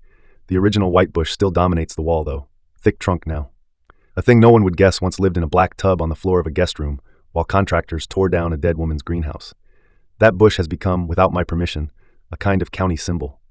Photographers ask about it. Guests ask for rooms with a view toward it in May. Scholarship recipients take pictures there after ceremonies. One hospice family asked whether they could scatter a portion of a mother's ashes beneath it because she had spent her final week in the Richmond apartment reading about Blackwood and wanted one piece of herself somewhere stubbornly alive. We said yes. Of course we said yes. A place becomes real when people begin attaching their dead to it without wanting spectacle. Blackwood reached that point years ago. My own body has changed naturally. I walk slower. My shoulder complains in cold weather from an old warehouse collapse in '92. I hand more ladders to younger men than I once would have tolerated. Some mornings I sit down before breakfast because age is less interested in masculine pride than gravity is. So be it. Blackwood taught me long ago that dignity and fragility can occupy the same structure if the beams are honest. I still rise early, still walk the lower road when the weather allows. Still check the spring house. Still read board packets with a red pen. Still distrust anyone who uses the word curate about biscuits or grief. Still look for Lillian in practical places. Not the clouds, not the mirror. And whether the staff notices when a guest is tired without making it a performance. in whether the scholarship committee catches a brilliant kid hiding panic under politeness, in whether a grant goes out fast enough to matter before winter. That is where she would be, if being is the right word for what the dead do in the habits they leave behind. And Nathan, since people always really mean Nathan when they ask whether time heals. Time does not heal.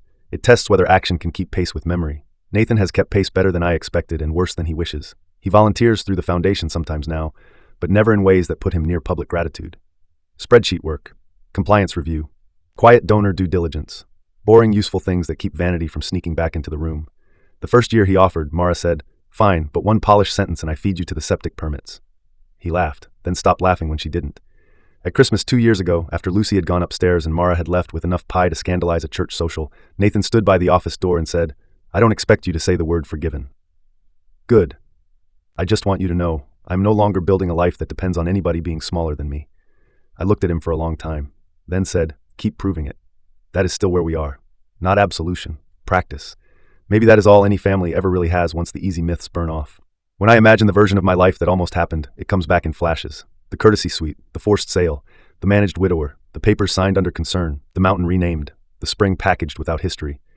My son describing it all as strategic realignment while I learned how to disappear politely in rooms someone else optimized around me. That future would have looked calm from outside. That is why it still chills me. The worst outcomes are not always loud. Some are upholstered. Some offer you tea. Instead, I got this. A hard mountain. A profitable spring.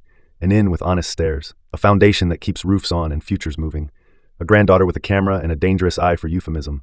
A son learning slowly and without glamour that remorse is maintenance, not feeling. A white lilac that outlived every elegant plan built against it. People call that luck sometimes. They're wrong. It was planning, law, witnesses, refusal. Love that knew how to read a deed. And underneath all of it, one woman's hard, clear refusal to let appetite inherit what patience had built. That is what Blackwood is after 10 years. Not a miracle. A defended good. And defended goods, in my experience, are the only ones worth trusting with a front door and your name on the sign. Coda. One final thing, because endings have a bad habit of lying about where life stops. Last May, a boy from the first scholarship year came back to Blackwood with his own daughter. She was 6, missing one front tooth. Sticky from jam. He pointed to the south wall lilac and told her, "That bush matters." She asked why. He looked at me first, asking permission without asking. I nodded. Then he told her, because some things survive where they shouldn't, and when they do, you build the rest of the good stuff around them. The little girl thought about that very seriously, then pointed at the inn and said, "So the whole place is built around a flower?" I laughed. So did her father. "Not exactly," he said. "More like around what the flower proved." That is close enough for me. If I die tomorrow, Blackwood will keep going. The spring will keep moving under stone. The scholarships will keep leaving in envelopes. Mara will bully some unlucky supplier into honesty. Lucy will photograph weather no one else notices. Nathan will keep learning whether a man can spend the second half of his life becoming less fluent in harm. And the white lilac will bloom again in its season, because flowers do not care about human lessons, except the ones we force ourselves to read from them. That is as good an ending as I know how to ask for, the end. And for a story that began with eviction, pressure, and a brass key in a shaking hand, that is more than enough.